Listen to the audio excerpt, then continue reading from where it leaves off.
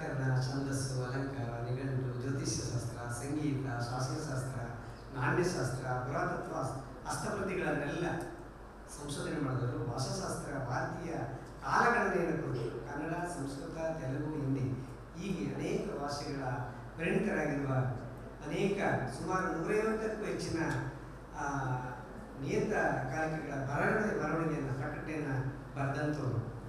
ಮಹರ್ಷಿ ಬಗ್ಗೆ ನಡು ಸಾಹಿತ್ಯ ಪ್ರಶಸ್ತಿ, ಆಮೇಲೆ ಮಹರ್ಷಿ ಸನ್ಮಾನ್ ಪ್ರಶಸ್ತಿ, ವ್ಯಾಸ ಸನ್ಮಾನ್ ಪ್ರಶಸ್ತಿ ಬಂದಿದೆ. ಅನೇಕ ಪ್ರಶಸ್ತಿಗಳಿಗೆ ಭಾಜನರಾಗಿರ್ತಕ್ಕಂಥ ಶ್ರೀಯುತ ಕಾರ್ತಿಕ್ ಸರ್ ಅವರು ಈ ಸಮಾರಂಭದಲ್ಲಿ ಮುಖ್ಯವಾಗಿ ಭಕ್ತಿ ಪರಂಪರೆ ಮತ್ತು ಕರ್ನಾಟಕದ ಸಾಂಸ್ಕೃತಿಕ ಕಲೆಗಳು, ಸಂಗೀತದ ಪರಿಕರಗಳನ್ನು, ವಿಷಯಗಳನ್ನು ಕುರಿತಂತೆ ತಮ್ಮ ವಿದ್ವತ್ಪೂರ್ಣ ಮಾತುಗಳನ್ನು ತಮ್ಮ 15 ನಿಮಿಷದ ಮಾತುಗಳನ್ನು ಮುಗಿಸ್ಕೊಳ್ಬೇಕು ಅಂತೇಳಿ ಪ್ರೀತಿಯಿಂದ ಕೇಳ್ಕೊಳ್ತಾ ಇದ್ದೀನಿ ಸರ್. ನಮಸ್ಕಾರ. ಎಲ್ಲರಿಗೂ ನಮಸ್ಕಾರ. ಕರ್ನಾಟಕದ ಬಗ್ಗೆ, ಕರ್ನಾಟಕದ ವ್ಯಾಪ್ತಿನಲ್ಲಿ ಮಾತಾಡಬೇಕು. ಯಾವ ಕರ್ನಾಟಕ? ಕವಿರಾಜ್ ಮಾತೃಕಾರ ಹೇಳ್ತಾನೆ ಕಾವೇರಿಯಿಂದ ಗೋದಾವರಿವರೆಗೂ ಅಂತ. ನಮ್ಮಲ್ಲಿ ಇವತ್ತು ಕಾವೇರಿಯಿಂದ ಕಾವೇರಿವರೆಗೂ ಇಲ್ಲ. ಇಲ್ಲಿ ಮಾತಾಡಕ್ಕೆ ಹೊರಟಾಗ ನಾವು ಪ್ರಾಚೀನ ಕರ್ನಾಟಕ ಅಂದಾಗ ಪ್ರಾಚೀನ ಬೃಹತ್ ಭಾಷಿಕ ಬೃಹತ್ ಕರ್ನಾಟಕನ ಗಮನದಲ್ಲಿಟ್ಕೊಂಡೇ ಮಾತಾಡಬೇಕಾಗತ್ತೆ. ಭಾರತದ ಬಹುಭಾಗಗಳನ್ನು ಆಳಿದವರೇ ಕನ್ನಡಿಗರು ಇಲ್ಲಿ. ಹಾಗಾಗಿ ಅವರ ಕೊಡುಗೆಗಳ ಬಗ್ಗೆ ಮಾತಾಡಬೇಕಾದ್ರೆ ನಾವು ಮೊದಲು ಪ್ರಾಚೀನ ಬೃಹತ್ ಭಾಷಿಕ ಕರ್ನಾಟಕದ ಬಗ್ಗೆನೇ ಗಮನ ಹರಿಸಬೇಕು. ನಾವು ಅಲ್ಲಿನ ಸಾಂಸ್ಕೃತಿಕ ಕೊಡುಗೆಗಳು ಹೆಚ್ಚೆ ಅಲ್ಲಿನ ಪ್ರಾಚೀನ ಕರ್ನಾಟಕದ್ದು. ಅದರದ್ದು ನಮ್ಮಲ್ಲಿ ಏನಾಗಿದೆ ಅಂತಂದ್ರೆ, ಉತ್ತರ ಪ್ರದೇಶದಲ್ಲಿ ಆಡಳಿತ ಮಾಡಿದವರು ನಾನು ಕನ್ನಡಿಗ ಅಂತ ಹೇಳ್ಕೊಂಡ್ರೆ ನಮ್ಮವರು ಅಲ್ಲ ಅಂತ ವಾದ ಮಾಡೋ ಪರಿಸ್ಥಿತಿ ಬಂದಿದೆ. ಅವನೇ ಕನ್ನಡಿಗ ಅಂತ ಹೇಳ್ಕೊಂಡ್ರು ನಾವಲ್ಲ ಅಂತ ಮಾತಾಡೋದು ಯಾವ ನ್ಯಾಯ? ಆದ್ರಿಂದ ನಾವು ಪ್ರತಿಯೊಂದು ಕೊಡುಗೆಗಳನ್ನು ಗಮನಿಸಬೇಕಾದ್ರೆ ನಾವು ಪ್ರಾಚೀನ ಭೌಗೋಳಿಕತೆಯನ್ನೇ ಗಮನದಲ್ಲಿ ಇಟ್ಕೋಬೇಕು. ಆ ಹಿನ್ನೆಲೆಯಲ್ಲಿ ಈ ಕರ್ನಾಟಕದಲ್ಲಿ, ಪ್ರಾಚೀನ ಕರ್ನಾಟಕದಲ್ಲಿ ರೂಪುಗೊಂಡ ಒಂದು ಭಕ್ತಿಯ ಬಗ್ಗೆ ಕೆಲವೊಂದು ಮಾತುಗಳನ್ನು ಹೇಳಬೇಕಾಗುತ್ತೆ. ಈಗಾಗಲೇ ಪ್ರಶಾಂತ್ ನಾಯ್ಕ ಅವರು ಕೆಲವೊಂದು ಅಂಶಗಳನ್ನು ಸಾದರಪಡಿಸಿದ್ದಾರೆ. ಹಾಗಾಗಿ ಇಲ್ಲಿ ಸಮಯದ ಇತಿಮಿತಿಯಲ್ಲಿ ಅತ್ಯಂತ ಸಂಕ್ಷಿಪ್ತವಾಗಷ್ಟೇ ಹೇಳೋದಕ್ಕೆ ಸಾಧ್ಯ. ಸೂತ್ರ ರೂಪವಾಗಿ ಹೇಳ್ಬಿಡ್ತಾ ಇದ್ದೆ, ಅದಕ್ಕೊಂದು ವ್ಯಾಖ್ಯಾನ ಬೇಡ ಸದ್ಯಕ್ಕೆ ಅಂತ ವಿರಮಿಸ್ತಾ ಇದ್ದೀನಿ. ಆ ದೃಷ್ಟಿಯಿಂದ ಇವಾಗ ನನಗೆ ಕೊಟ್ಟಿರೋ ವಿಷಯ ಭಕ್ತಿ, ಸಂಗೀತ, ನೃತ್ಯ, ಯಕ್ಷಗಾನ, ಚಿತ್ರಕಲೆ, 4 ವಿಷಯಗಳ ಮೇಲಿಂದ. ಸಂಗೀತಕ್ಕೆ ಬರೋಣ. ನಮ್ಮಲ್ಲಿ ಭಕ್ತಿ ಇಲ್ದಿರೋ ಯಾವುದೂ ಆಗಲ್ಲ.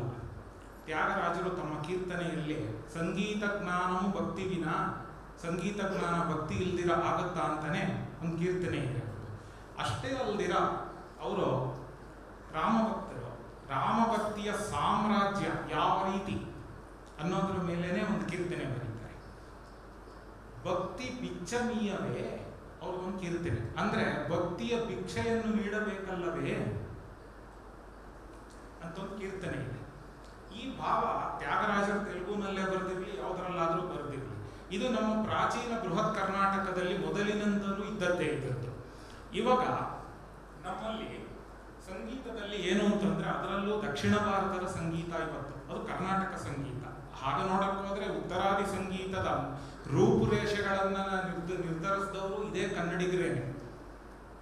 ಆದ್ದರಿಂದ ಇಲ್ಲಿ ಭೇದ ಮಾಡಕ್ಕಾಗಲ್ಲ. ಭಾರತೀಯ ಸಂಗೀತ ಅಂತಾನೆ ತಗೊಳ್ಳೋಣ. ಇಲ್ಲಿ ಶಾಸ್ತ್ರ ಭಾಗವೇ ಆಗಲಿ, ಪ್ರಯೋಗ ಭಾಗವೇ ಆಗಲಿ, ಪ್ರಧಾನವಾಗಿ ಇಲ್ಲಿ ಕಂಡುಬರುವುದು ಭಕ್ತಿಯೇ ಮೂಲತತ್ವ. ಯಾಕೆ ಅಂತಂದ್ರೆ ಪ್ರತಿಯೊಂದು ಶಾಸ್ತ್ರ ಗ್ರಂಥವಾಗಲಿ, ಶಾಸ್ತ್ರವೋ ಕಾವ್ಯವೋ ಯಾವುದಾದ್ರೂ ಇರಲಿ, ನಮ್ಮಲ್ಲಿ ಪ್ರಾಚೀನ ಭಾರತದಲ್ಲಿ ಆರಂಭ ಆಗೋದು ಮಾತ್ರ ಸ್ತುತಿಯಿಂದಾನೆ. ಅದು ಭಕ್ತಿಪೂರ್ವಕವಾದ ಸ್ತುತಿ. ಹಲ್ಮಿಡಿ ಶಾಸನದಲ್ಲೂ ಮೊದಲು ಕಂಡು ಬರೋದು ಅದೇನೆ. ಜಯತಿ ಪರಿಶ್ವಂಗ ಶಾಂಗ ವ್ಯಾನತಿ ರಜ್ಜುತ ದಾನವಾಕ್ಷ್ಣೋ ಯುಗಾಂತಾಗ್ನಿ ಶಿಷ್ಟಾನಾಂತ ಸುದರ್ಶನ. ಆಮೇಲೆ ಇಲ್ಲಿ ಆ ರೀತಿಯ ಒಂದು ಪರಂಪರೆ ಭಕ್ತಿಯಲ್ಲಿ ಎಲ್ಲ ಪ್ರತಿಯೊಂದು ಕಾರ್ಯವೂ ನಮ್ಮಲ್ಲಿ ದೈವಿಕವಾದ್ದು ಅಂತ ತಗೊಂಡಿರೋದು. ಅದರ ಅಭಿವ್ಯಕ್ತಿಯನ್ನ ನಮ್ಮಲ್ಲಿ ಯಾವ ರೀತಿ ಮಾಡ್ತಾ ಇದ್ರು ಅನ್ನೋ ಪ್ರಶ್ನೆ ಬರುತ್ತಿರೋದು. ನಾನು ಆಗ್ಲೇನೆ ಹೇಳಿದಂಗೆ ಪ್ರತಿಯೊಂದು ಗ್ರಂಥವೂ ಆರಂಭ ಆಗೋದು ಭಕ್ತಿವತ್ತಾದ ಸ್ತುತಿಯಿಂದಲೇ. ಆಮೇಲೆ ಅರಮನೆಗಳಲ್ಲಾಗಲಿ ದೇವಾಲಯಗಳಲ್ಲಾಗಲಿ ಭಕ್ತಿ ಏನೇ ಇದ್ರೂ ಅದರ ಸಮರ್ಪಣ ಭಾವ ಅನ್ನೋದರಲ್ಲಿ ವ್ಯತ್ಯಾಸ ಕಂಡು ಬರುತ್ತೆ ನಮಗೆ. ನಮ್ಮಲ್ಲಿ ರಾಜನ ಬಗ್ಗೆ ಒಂದು ಕೀರ್ತನೆ ಇರುತ್ತೆ ಅಂತ ಇಟ್ಕೊಳ್ಳಿ. ರಾಜನ ಅದು ಭಕ್ತಿ ಭಾವದಿಂದಾನೇ ಆದ್ರೂ ಅಲ್ಲಿನ ಭಕ್ತಿಯ ಸ್ವರೂಪ ಬೇರೆ. ಅಲ್ಲೇನು ಅಂತಂದ್ರೆ ರಾಜ ಪ್ರತ್ಯಕ್ಷ ದೈವತ, ನಾವಿಷ್ಣು ಪೃಥ್ವೀಪತಿ. ಆ ದೃಷ್ಟಿಯಿಂದ ಬರೆಯುವಾಗ ಭಕ್ತಿಯ ಸ್ವರೂಪ ವ್ಯತ್ಯಾಸವೇ ಆಗತ್ತೆ. ಅಲ್ಲಿ ದೈವ ಭಕ್ತಿಯಲ್ಲಿ ಅದರ ಸ್ವರೂಪ ಬೇರೆ. ಉದಾಹರಣೆಗೆ ಹೇಳಬೇಕು ಅಂತಂದ್ರೆ, ರಾಜನ ಆಸ್ಥಾನಗಳಲ್ಲಿ ನಡೆಯುತ್ತಿದ್ದ ನೃತ್ಯ ಭೋಗ ನೃತ್ಯವಾದರೆ, ದೇವಾಲಯಗಳಲ್ಲಿ ನಡೆಯುತ್ತಿದ್ದ ನೃತ್ಯ ಅಂಗಭೋಗ. ಅಲ್ಲಿ ಏನು ಅಂತಂದ್ರೆ, ಇವಾಗ ನಮ್ಮಲ್ಲಿ ರಾಜನ ಮೇಲಿನ ಭಕ್ತಿ ಶೃಂಗಾರದಿಂದ ಕೂಡಿರ್ತಾ ಇತ್ತು. ದೇವಾಲಯಗಳಲ್ಲಿ ಆ ಶೃಂಗಾರ ಅಲ್ಲ. ಅದನ್ನ ಗಮನಿಸ್ಕೋಬೇಕು ನಾವು. ವಸ್ತುಸ್ಥಿತಿ ಏನು ಅಂತಂದ್ರೆ, ಇವಾಗ ಚಿತ್ರಕಲೆ ತಗೊಳ್ಳೋಣ. ಕರ್ನಾಟಕದ ಭಿತ್ತಿ ಚಿತ್ರಗಳು ಅಂತಂದಾಗ ಅದು ಅಲ್ಲೂ ಅಷ್ಟೇ, ಗುಜರಾತ್, ರಾಜಸ್ಥಾನನೂ ಪರಿಗಣಿಸ್ಬೇಕು ನಾವು, ಮಧ್ಯ ಭಾರತ.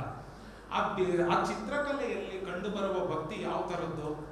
ಭಾವಾಭಿವ್ಯಕ್ತಿಯಲ್ಲಿ ವ್ಯಂಜನೆ ಎನ್ನೋದೇ ಮುಖ್ಯ ಆಗುತ್ತೆ ಎಷ್ಟೋ ಬಾರಿಯಲ್ಲಿ. ಅಲ್ಲೂ ಸಹ ಶೈಲಿಗಳಲ್ಲಿ ವ್ಯತ್ಯಾಸ ಇದ್ರೂ ಕೂಡ ಸ್ತುತಿ ಅನ್ನೋದು ಪ್ರಾಚೀನ ಕಾಲದಿಂದಲೂ ಭಕ್ತಿಯ ಅಂಗವಾಗೇನೆ ಸ್ತುತಿ ಬಂದಿದೆ ಅಲ್ಲಿ.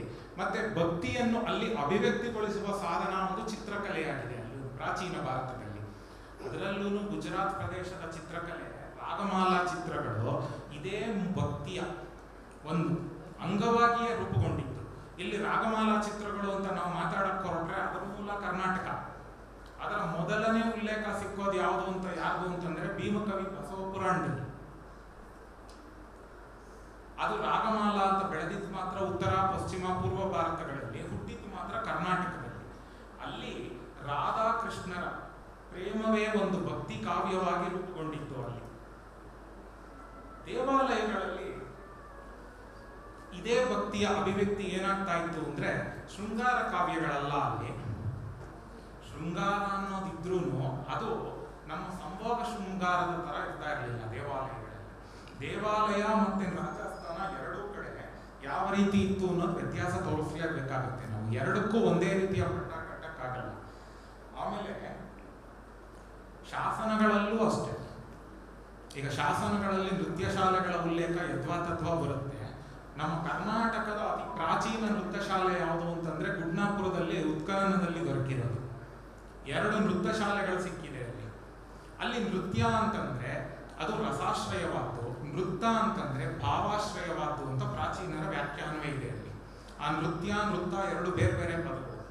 ಅಲ್ಲಿ ವಾಸ್ತವವಾಗಿ ಗುಡ್ನಾಪುರದಲ್ಲಿ ನಡೆಯುತ್ತಿದ್ದ ನೃತ್ಯದ ಸ್ವರೂಪ ಯಾವ ತರದ್ದು ಅಂತಂದ್ರೆ ಮನ್ಮಥನ ಉತ್ಸವ. ಅದು ಜೈನ ಮನ್ಮಥ ಅಲ್ಲ, ಬಾಹುಬಲಿ ಅಲ್ಲ ಅಂತ ಸ್ಪಷ್ಟ ಆಗಿದೆ ಅಲ್ಲಿ ಶಾಸನದಲ್ಲಿ. ಅದು ಓದಿರೋ ಎಡವಟ್ಟಿಂದ ಪ್ರಧಾನ ಅದು ಕಾಮ ಜಿನಾಲಯ ಅಂತ ಓದಾಕ್ಬಿಟ್ಟಿದ್ದಾರೆ. ಅದು ಕಾಮ ದೇವಾಲಯ, ಅದು ಅಲ್ಲಿರ್ಬೇಕಾದ ಪಾಠ ಅದು. ಯಾಕೆಂದ್ರೆ ಉತ್ಖನನಕಾರರಲ್ಲಿ ನಾನು ಒಬ್ಬ, ಅದರಿಂದ ಈ ಮಾತು ಧೈರ್ಯವಾಗಿ ಹೇಳ್ತಾ ಇದ್ದೀನಿ. ಅಲ್ಲಿ ಮನ್ಮಥನ ಉತ್ಸವ ಅಂತಂದರೆ ಒಂದು ಪ್ರತಿ ವರ್ಷ ಚೈತ್ರ ಮಾಸ, ಮಾಘ ಮಾಸ ಅಂತಹ ಸಮಯದಲ್ಲಿ ನಡೆಯುತ್ತಿದ್ದ ಉತ್ಸವಗಳು. ಅದಾದ್ರೂ ಅಲ್ಲಿ ಭಕ್ತಿ ಅಂತಂದ್ರೆ ಅಲ್ಲೂ ಅಷ್ಟೇ ದೈವ ಭಕ್ತಿ ಪ್ಲಸ್ ರಾಜಭಕ್ತಿ ಎರಡೂ ಸಮ್ಮಿಳಿತವಾಗ್ತಾ ಇತ್ತು ಅಲ್ಲಿ. ಎಲ್ಲಿ ಗುಡ್ನಾಪುರದಲ್ಲೂ ಅದಕ್ಕೆ ಆಧಾರ ಇದೆ. ಹಾಗಾಗಿ ನಮ್ಮಲ್ಲಿ ನೃತ್ಯ ಶಾಲೆಗಳಲ್ಲಿ ನಡೀತಾ ಇದ್ದ ನೃತ್ಯಗಳು ಯಾವ ತರದ್ದು ಅಂತಂದ್ರೆ 2 ಸ್ವರೂಪದ್ದು. ಒಂದು ದೈವಕ್ಕೆ ಸಂಬಂಧಪಟ್ಟದ್ದು, ಒಂದು ರಾಜಸ್ಥಾನಕ್ಕೆ ಸಂಬಂಧಪಟ್ಟದ್ದು ಇನ್ನೊಂದು. ಹಾಗಾಗಿ ಅಂತಹ ಒಂದು ಸ್ವರೂಪವನ್ನು ನಾವು ಇಲ್ಲಿ ನೋಡ್ಕೋಬೇಕು. ಎಷ್ಟೋ ನೃತ್ಯ ಶಾಲೆಗಳು ಸಿಕ್ಕಿದೆ. ನಾನು ಮೊದಲೇ ಹೇಳಿದೆ, ಕರ್ನಾಟಕದಲ್ಲಿ ಅದರಲ್ಲೂ ನೃತ್ಯ ಪರಂಪರೆ ಉಳಿದುಕೊಂಡು ಬಂದಿರೋದು ರಾಜಸ್ಥಾನಗಳು ಮತ್ತು ದೇವಾಲಯಗಳ ಮೂಲಕವೇ ಪ್ರಧಾನವಾಗಿ. ಸ್ಪಷ್ಟವಾಗಿ ನೃತ್ಯದ ಸ್ವರೂಪ ವ್ಯತ್ಯಾಸ ಇದೆ. ಇನ್ನು ಯಕ್ಷಗಾನಗಳು ಅಷ್ಟೇ, ಅಲ್ಲಿ ಸ್ಥಳೀಯ ಪ್ರಭಾವ ಅಷ್ಟೇ ಅಲ್ಲಿ ಇರುತ್ತೆ ಹೊರತು ಅಲ್ಲಿ ಎಲ್ಲದರಲ್ಲಿಯೂ ಮೂಲತಃ ಭಕ್ತಿ ಸ್ವರೂಪವೇ ಇರುತ್ತೆ. ನಮ್ಮಲ್ಲಿ ಭಕ್ತಿಯನ್ನ ಪ್ರಾಚೀನ ಭಾರತೀಯರು ಭಾವಿಸ್ತಾ ಇದ್ದ ಪರಿಭಾಷೆಯೇ ಬೇರೆ. ಇವತ್ತು ಅದರ ವ್ಯಾಖ್ಯಾನಗಳು ಭಿನ್ನವಾಗಿದೆ ಅನ್ನೋದು ನಿಜ. ನಾವು ಭವಿಷ್ಯದ ವ್ಯಾಖ್ಯಾನವನ್ನು ಇಟ್ಕೊಂಡು ಈ ದಿನದ ವ್ಯಾಖ್ಯಾನ ಮಾಡೋದಕ್ಕೂ ಆಗಲ್ಲ. ನಾವು ಭವಿಷ್ಯದ ವ್ಯಾಖ್ಯಾನದ ಸ್ವರೂಪ ಯಾರಿಗೆ ಗೊತ್ತಿರುತ್ತೆ? ಯಾರು ಬಲ್ಲರು ಆ ಭವಿಷ್ಯದ ವ್ಯಾಖ್ಯಾನವನ್ನು ನಾವು? ಹಾಗಾಗಿ ನಮ್ಮ ಆಸ್ಥಾನದ ಕಲೆಗಳಿತ್ತಲ್ಲ ಪ್ರಾಚೀನ ಕಾಲದ್ದು, ಅದರಲ್ಲಿ ಯಾವ ಮಟ್ಟದಲ್ಲಿ ಭಕ್ತಿಯನ್ನು ಹೇಳ್ತಾ ಇದ್ರು ಅಂತಂದ್ರೆ, ಜಯದೇವನ ಗೀತ ಗೋವಿಂದ ನಮ್ಮ ಕರ್ನಾಟಕದಲ್ಲಿ ಮೈಸೂರು ಅರಸರ ಆಸ್ಥಾನದಲ್ಲಿ ನಡೀತಾ ಇತ್ತು. ಸುರಪುರದ ಚಿತ್ರಕಲೆ ಇತ್ತಲ್ಲ, ಅದು ತುಂಬಾ ಪ್ರಸಿದ್ಧವಾದ್ದು. ಸುರಪುರದ ಚಿತ್ರಕಲೆ ಕೂಡ ನಮ್ಮಲ್ಲಿ. ತಂಜಾವೂರಿನ ಚಿತ್ರಕಲೆ, ಆ ತಂಜಾವೂರಿನ ಮರಾಠರು ಕನ್ನಡಿಗರು ಅಂತ ಶೋಧನೆಗಳಿಂದ ಸ್ಪಷ್ಟ ಆಗಿದೆ. ಆ ಚಿತ್ರಕಲೆಗಳಲ್ಲೆಲ್ಲಾನು ಕಂಡು ಬರೋದು ಯಾವುದು ಅಂತಂದ್ರೆ, ನಮಗೆ ಪ್ರಧಾನವಾಗಿ ರಾಜನ ಆಸ್ಥಾನದಲ್ಲಿ ನಡೆಯುತ್ತಿದ್ದ ನೃತ್ಯ, ಚಿತ್ರಕಲೆ ಮುಂತಾದವುಗಳಲ್ಲಿ ಕಂಡುಬರುವ ಅಭಿವ್ಯಕ್ತಿ ಸ್ವರೂಪ ಮತ್ತೆ ದೇವಾಲಯಗಳದ್ದು ಬೇರೆ. ವಸ್ತುಸ್ಥಿತಿ ನಮ್ಮಲ್ಲಿ ಪ್ರಾಚೀನ ಕಾಲದಲ್ಲಿ ಭಕ್ತಿಯನ್ನು ಒಂದು ಯೋಗದ ಒಂದು ಅಂಗವಾಗಿಯೂ ಭಾವಿಸ್ತಾ ಇದ್ದಾರೆ. ಹಾಗಾದ್ರೆ ನಾವು ಇವತ್ತು ಭಕ್ತಿ ಅನ್ನೋದನ್ನ ನಮಸ್ಕಾರ ಮಾಡಿದ ತಕ್ಷಣ ಭಕ್ತಿ ಅಂತ ಹೇಳಕ್ಕಾಗತ್ತಾ? ಸಾಧ್ಯ ಇಲ್ಲ. ಅಂತರಂಗದ ಭಾವನೆಯನ್ನು ಕೂಡ ಅಲ್ಲಿ ಬೇಕಾಗತ್ತೆ, ನಮಗೆ ಅಂತರಂಗದಲ್ಲೂ ಬೇಕಾಗತ್ತೆ. ನಮ್ಮಲ್ಲಿ ಪ್ರಾಚೀನ ಕರ್ನಾಟಕದಲ್ಲಿ ಆ ರೀತಿಯ ಅಂತರಂಗದ ಭಾವನೆ ಯಾವ ರೀತಿ ಇರ್ತಾ ಇತ್ತು ಭಕ್ತಿಯಲ್ಲಿ ಅನ್ನೋದು ನಮ್ಮಲ್ಲಿ ಒಂದು ಉದಾಹರಣೆ ಕೊಡ್ತೀನಿ. ಒಬ್ಬ ಕವಿ ಗಂಗಾ ಸ್ತೋತ್ರ ಅಂತ ಬರೆದಿದ್ದಾನೆ. ಅದು ಕರ್ನಾಟಕದಲ್ಲೇ ದೊರೆತಿರುವ ಒಂದು ಹಸ್ತಪ್ರತಿ. ನಮ್ಮ ಮೈಸೂರು ಓರಿಯೆಂಟಲ್ ಲೈಬ್ರರಿನಲ್ಲಿದೆ, ಅಪ್ರಕಟಿತ. ಎಷ್ಟು ಅಂದ್ರೆ ಗಂಗಾ ಸ್ತೋತ್ರ ಅಂದ್ರೆ ಇರೋದು 10 ಪದ್ಯ. ಅದರಲ್ಲಿ 10 ಅವನು ಭಕ್ತಿ ಭಾವದಿಂದ ಗಂಗೆಯನ್ನು ವರ್ಣಿಸ್ಬೇಕಲ್ಲಿ. ಯಾವ ರೀತಿ ವರ್ಣಿಸಿದ ಅಂತಂದ್ರೆ, ಗಂಗೆ ಯಾರು, ಸಾಮಾನ್ಯ ಸ್ತ್ರೀಯೇ ಅಂತೆಲ್ಲ ಪ್ರಶ್ನೆ ಹಾಕೊಂಡು ವರ್ಣಿಸಕ್ಕೆ ಆರಂಭ ಮಾಡಿದ. ಎಲ್ಲ ವರ್ಣಿಸಿ ಕಡೆಗೆ ಒಂದೇ ಒಂದು ಅವನಿಗೆ ಅದು ಮುಕ್ತಿ ಮಾರ್ಗವಾಗೂ ಬೇಕದು. ಭಕ್ತಿಯ ಮೂಲಕವೇ ಮುಕ್ತಿಗೆ ಹೋಗಬೇಕು ಅನ್ನೋ ಒಂದು ಪ್ರಾಚೀನ ಭಾರತೀಯ ತತ್ವವನ್ನು ಅವನು ಸಾಧಿಸಿ ತೋರಿಸ್ಬೇಕಾಗಿತ್ತು. ಕಡೆಗೆ ಒಂದೇ ಒಂದು ಶಬ್ದದಲ್ಲಿ ಅವನು ಒಂದು ಧ್ವನಿಪೂರ್ಣವಾದ ವಿಷಯವನ್ನು ಸಾಧಿಸ್ಬಿಟ್ಟ. ಗಂಗೆ ಯಾರು ಗೊತ್ತೇ ಅಂತ ಹೇಳಿ ಕಡೆಯಲ್ಲಿ ಸಾಕ್ಷಾತ್ ಸಚ್ಚಿದಾನಂದ ಕನ್ಯಾಹ ಅಂತ ಹೇಳಿ ಅಷ್ಟೆಲ್ಲ ವರ್ಣನೆ ಮಾಡಿದವನು ಕಡೆಗೆ ತನಗೆ ಮುಕ್ತಿ ಬೇಕು ಅನ್ನೋದನ್ನು ತೋರಿಸ್ತಾನೆ. ಮುಮ್ಮಡಿ ಕೃಷ್ಣರಾಜ ಒಡೆಯರ್ ಅವರು ಮೊದಲು ಬರೆದಿದ್ದು ಶೃಂಗಾರ ಭರಿತವಾದ ಜಾವಳಿಗಳು. ಬರ್ತಾ ವೈರಾಗ್ಯ ಭರಿತವಾದ ಜಾವಳಿಗಳು. ಅಂದರೆ ಒಂದು ಭಕ್ತಿಯ ಮೂಲಕ ನಾವು ಮುಕ್ತಿಯನ್ನು ಕೂಡ ಸಾಧಿಸಬಹುದು ಅನ್ನುವ ಒಂದು ಭಾರತೀಯ ಪರಂಪರೆಯನ್ನ ಅಲ್ಲಿ ನಮ್ಮ ಪ್ರಾಚೀನ ಭಾರತದ ಆಸ್ಥಾನದಲ್ಲಿ ಹೇಳ್ತಾ ಇದ್ರು. ದೇವಾಲಯಗಳು, ರಾಜಸ್ಥಾನ ಎಲ್ಲವೂ. ಯಾಕೆಂದ್ರೆ ದೇವಾಲಯಗಳು ಸಂಸ್ಕೃತಿಯ ಕೇಂದ್ರಗಳು ಎಷ್ಟಾಗಿತ್ತೋ ಅಷ್ಟೇ ಅವು ವಿದ್ಯಾಭ್ಯಾಸದ ಕೇಂದ್ರಗಳು ಅನ್ನೋದನ್ನು ನಾವು ಹೇಳಬೇಕಾಗುತ್ತೆ. ಏಕೆಂದ್ರೆ ಅಲ್ಲಿ ಇವತ್ತು ನಮ್ಮ ಪ್ರತಿಯೊಂದು ದೇವಾಲಯಗಳಾಗ್ಲಿ, ಮಠಗಳಾಗ್ಲಿ ಎಲ್ಲ ಕಡೆನೂ ಭಕ್ತಿ ಶ್ರದ್ಧೆಗಳಿಂದಾನೆ. ಇವತ್ತು ಭಕ್ತಿಯನ್ನು ಕಡಿಮೆ ಆಗಿಲ್ಲ, ಅಲ್ಲಿ ವ್ಯತ್ಯಾಸ ಆಗಿರಬಹುದಷ್ಟೇ ಭಕ್ತಿಯ ಸ್ವರೂಪದಲ್ಲಿ. ಅದು ಎಲ್ಲ ಕಾಲಕ್ಕೂ ಸಹಜವೇ.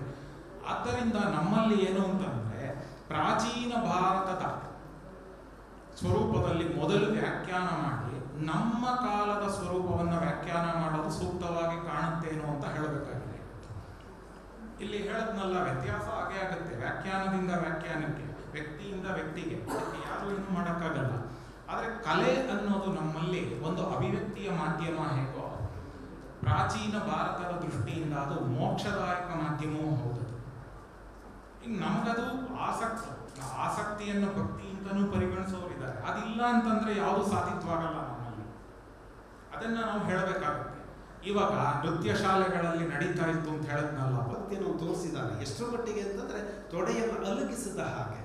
ಅದರೊಳಗಡೆ ಒಂದು ದೊಡ್ಡದಾದಂಥ ಒಂದು ಕುತಂತ್ರ ನಡೆದು ಅವನ ತೊಡೆಯನ್ನು ಕೊರಿತಾ ಇರೋ ದುಂಬಿಯನ್ನ ತಪ್ಪಿಸ್ಕೊಂಡು ಒದ್ದಾಡ್ತಾ ಇರುವಾಗಲೂ ತನ್ನ ಕಿವಿಗೆ ರಕ್ತ ಹರಿದಂತ ನೀನು ಬ್ರಾಹ್ಮಣನಲ್ಲ ಅಂತ ಶಾಪ ಕೊಡೋದು. ಇದು ಹೆಂಗೆ ಕಾಣುತ್ತೆ ಅಂತಂದ್ರೆ, ನಾವು ಮೇಷ್ಟ್ರುಗಳು ನಮ್ಮ ವಿದ್ಯಾರ್ಥಿಗಳಿಗೆಲ್ಲ ಪಾಠ ಮಾಡಿ ಎಕ್ಸಾಮ್ ಹತ್ರ ಬಂದಾಗ ನಾ ಪಾಠ ಮಾಡೋದೆಲ್ಲ ನಿಂಗೆ ಮರ್ತೋಗ್ಲಿ ಅಂತ ಶಾಪ ಕೊಟ್ಟಾಗ ಅಲ್ವಾ? ಹಾಗಾದಾಗ ಗುರು ಶಿಷ್ಯರಿಗೆ ಮಾದರಿ ಆಗದೆ ಹಾಗೆ, ಅದು ರೂಪಕ ಆಗದೆ ಹಾಗೆ. ನಾವೆಲ್ಲರೂ ಎಂಥ ಶಿಷ್ಯರು ಅಂತ ಕೇಳುವಾಗಲೂ, ಯಾಕಂದ್ರೆ ಈಗ ನಾವು ಕೆಲಸ ಕೆಲವ್ರು ಹೇಳ್ತೀವಿ, ನಾವು ಇವರು ನಮಗೆ ದ್ರೋಣ ಗುರುಗಳಿದ್ದ ಹಾಗೆ. ಈ ನಮ್ಮ ಮೇಷ್ಟ್ರು ಗುರು ಮೇಷ್ಟ್ರು ಒಂದ್ಸಲ ಎಲ್ಲೋ ನಮ್ಮದು ಪುಸ್ತಕ ಬಿಡ್ಕೊಂಡು ನನಗಂತ ಹೇಳಿದೆ. ಏನಂತಂದ್ರೆ, ನಮಗೆ ಪಾಠ ಮಾಡಿದ ಮೇಷ್ಟ್ರಲ್ಲ ಅವರು, ದೂರದಿಂದ ಅವರು ನಮಗೆ ದ್ರೋಣರಿದ್ದ ಹಾಗೆ ಅಂತ. ತಕ್ಷಣ ಅವ್ರು ರಿಯಾಕ್ಟ್ ಮಾಡಿದ್ರು, ನಾನು ನಿಮ್ಗೆ ಹೆಬ್ಬೆರಳು ತಗೊಳ್ಳಲ್ಲ ಅಂತ. ಅಂದರೆ ಇದೇನಾಗ್ಬಿಡ್ತದೆ, ಭಕ್ತಿಯ ಪ್ರಜ್ಞೆಯನ್ನು ನೀವು ರೂಪಿಸ್ಕೊಂಡಿದ್ದೀರ. ಹಾಗಾದಾಗ ಗುರು ಏನಾಗಬೇಕಾಗಿತ್ತು? ಅದಕ್ಕೆ ಅದರ ಹಿಂದೆ ಇದ್ದದ್ದು ಯಾರು ಅಂದ್ರೆ ಅರ್ಜುನ ಇದ್ದಾನೆ. ಸೊ ಇಲ್ಲಿ ಅರ್ಜುನ ಮತ್ತು ದ್ರೋಣರ ಮಧ್ಯೆ ಗುರುಭಕ್ತಿಯನ್ನು ಮೀರಿ ಒಂದು ವ್ಯವಹಾರ ನಡೆದೋಗ್ಬಿಡ್ತದೆ ನೋಡಿ. ಅವನೇನು ಹೇಳ್ತಾನೆ, ನನ್ನನ್ನೇ ನೀವು ಅಸಮಾನವಾದಂಥ ವೀರನನ್ನಾಗಿಸಬೇಕು. 105 ಜನಕ್ಕೆ ಅವ್ರು ಪಾಠ ಮಾಡ್ತಿರುವಾಗ ಇವನು ಹೇಳ್ತಿದ್ದಾನೆ, ನೀವು ನನ್ನನ್ನು ಮಾಡಬೇಕು. ಆದರೆ ಗುರು ಏನು ಹೇಳ್ತಿದ್ದಾನೆ, ನಾನು ನಿನ್ನನ್ನು ಮಾಡ್ತೀನಿ, ಆದರೆ ನನ್ನೊಂದು ಸೇರಿ ತಿಳಿಸ್ಬೇಕು. ಹೌದಲ್ವಾ? ದುರ್ಪದನ ಒಂದು ಕಾರ್ಯ ಕಟ್ಟಿ ಏನೋ ಆಯ್ತಲ್ಲ. ಸೊ ಈ ವ್ಯವಹಾರಕ್ಕೆ ಒಳಗಾದ ಗುರು ಮತ್ತು ಶಿಷ್ಯನ ಮಧ್ಯೆ ಹಾಗಿದ್ರೆ ಅಲ್ಲೊಂದು ಭಕ್ತಿ ಬಂತ? ಬರಲಿಲ್ಲ. ಗುರುಭಕ್ತಿ ಅನ್ನುವಂಥದ್ದು ಬಂದದ್ದಲ್ಲಿ ಏಕಲವ್ಯದಲ್ಲಿ. ಹಾಗೆ ನೋಡಿದ್ರೆ ದೂರದಲ್ಲಿ ನಿಂತು ಈಗ ವಿದ್ಯೆ ಕಲ್ತ್ಕೊಂಡು ನೇರವಾಗಿ ಪಾಠವನ್ನೇ ಮಾಡದೇ ಇರ್ತಕ್ಕಂಥ Ekalavya rank student, distance education student, ನೇರವಾಗಿ ಪಾಠ ಮಾಡಿಲ್ಲ ಅವನಿಗೆ. ಅಂಥವನ ಹತ್ರ ನೀನು ತಗೊಳ್ತಾಗೋದ್ರಿಂದ ಹೆಬ್ಬೆರನ್ನ ತಗೊಂಡ್ಬಿಟ್ಟು ಹಾಗಾದಾಗ ಅವನು ಅದನ್ನು ಕೊಟ್ಟ. ಅದಕ್ಕೆ ನಾನು ಹೇಳಿದೆ, ಮುಗ್ಧತೆ ಅನ್ನೋದು ಪೂಜ್ಯತೆಯ ಭಾವಕ್ಕೆ ಬಂದ ತಕ್ಷಣ ಕಳ್ಕೊಳ್ಳೋದೇ ಆಗ್ತಿರುತ್ತೆ. ಆದರೆ ವ್ಯವಹಾರ ಆಗಿಬಿಟ್ರೆ, ನಾನು ಹೇಳಿದ್ದು ಯಾವುದು ವ್ಯವಹಾರ? ಈಗ ನಾನು ಹೇಳಿದ್ನಲ್ಲ, ನನ್ನ ಭಕ್ತಿಯನ್ನು ಸಮುದಾಯ ನಿಯಂತ್ರಿಸುವ, ಒಂದು ದೇವಸ್ಥಾನದ ಸಂಸ್ಥೆ ನಿಯಂತ್ರಿಸುವ, ನೀ ಶರಣಪಂಚೆ ಬರಬೇಕು ಅಂತ ಹೇಳುವ, ನೀ ಮುಡಿ ಮಾಡಿಸ್ಕೊಂಡು ಬರಬೇಕು ಅಂತ ಹೇಳುವ ಪ್ರಕ್ರಿಯೆಗಳು. ಅಥವಾ ಒಂದು ದೇವಾಲಯಕ್ಕೆ ಭಕ್ತಿಯಿಂದ ನೀವು ದಾಸೋಹಕ್ಕೆ ಹೋಗ್ಬೇಕಾದ್ರೆ ಈ ಕಡೆಗೆ ಒಬ್ರು ಹೋಗಿ ಈ ಕಡೆಗೆ ಒಬ್ರು ಹೋಗಿ ಅಂತ ಜಾತಿಯನ್ನು ಇಟ್ಕೊಂಡು ನನ್ನ ಕಳಿಸುವ, ಇಲ್ಲೆಲ್ಲ ಬರ್ತಾ ಇದ್ದ ಹಾಗೆ ನಾವು ಅದನ್ನು ಏನಂತ ತಗೋಬೇಕು? ಯಾವುದು ಇದಕ್ಕೊಂದು ಕಳಚುವ ಕ್ರಿಯೆ ಆಗ್ತದಲ್ವಾ? ಹಾಗಾದಾಗ ಒಂದು ಸಾಮುದಾಯಿಕ ಅರ್ಥ.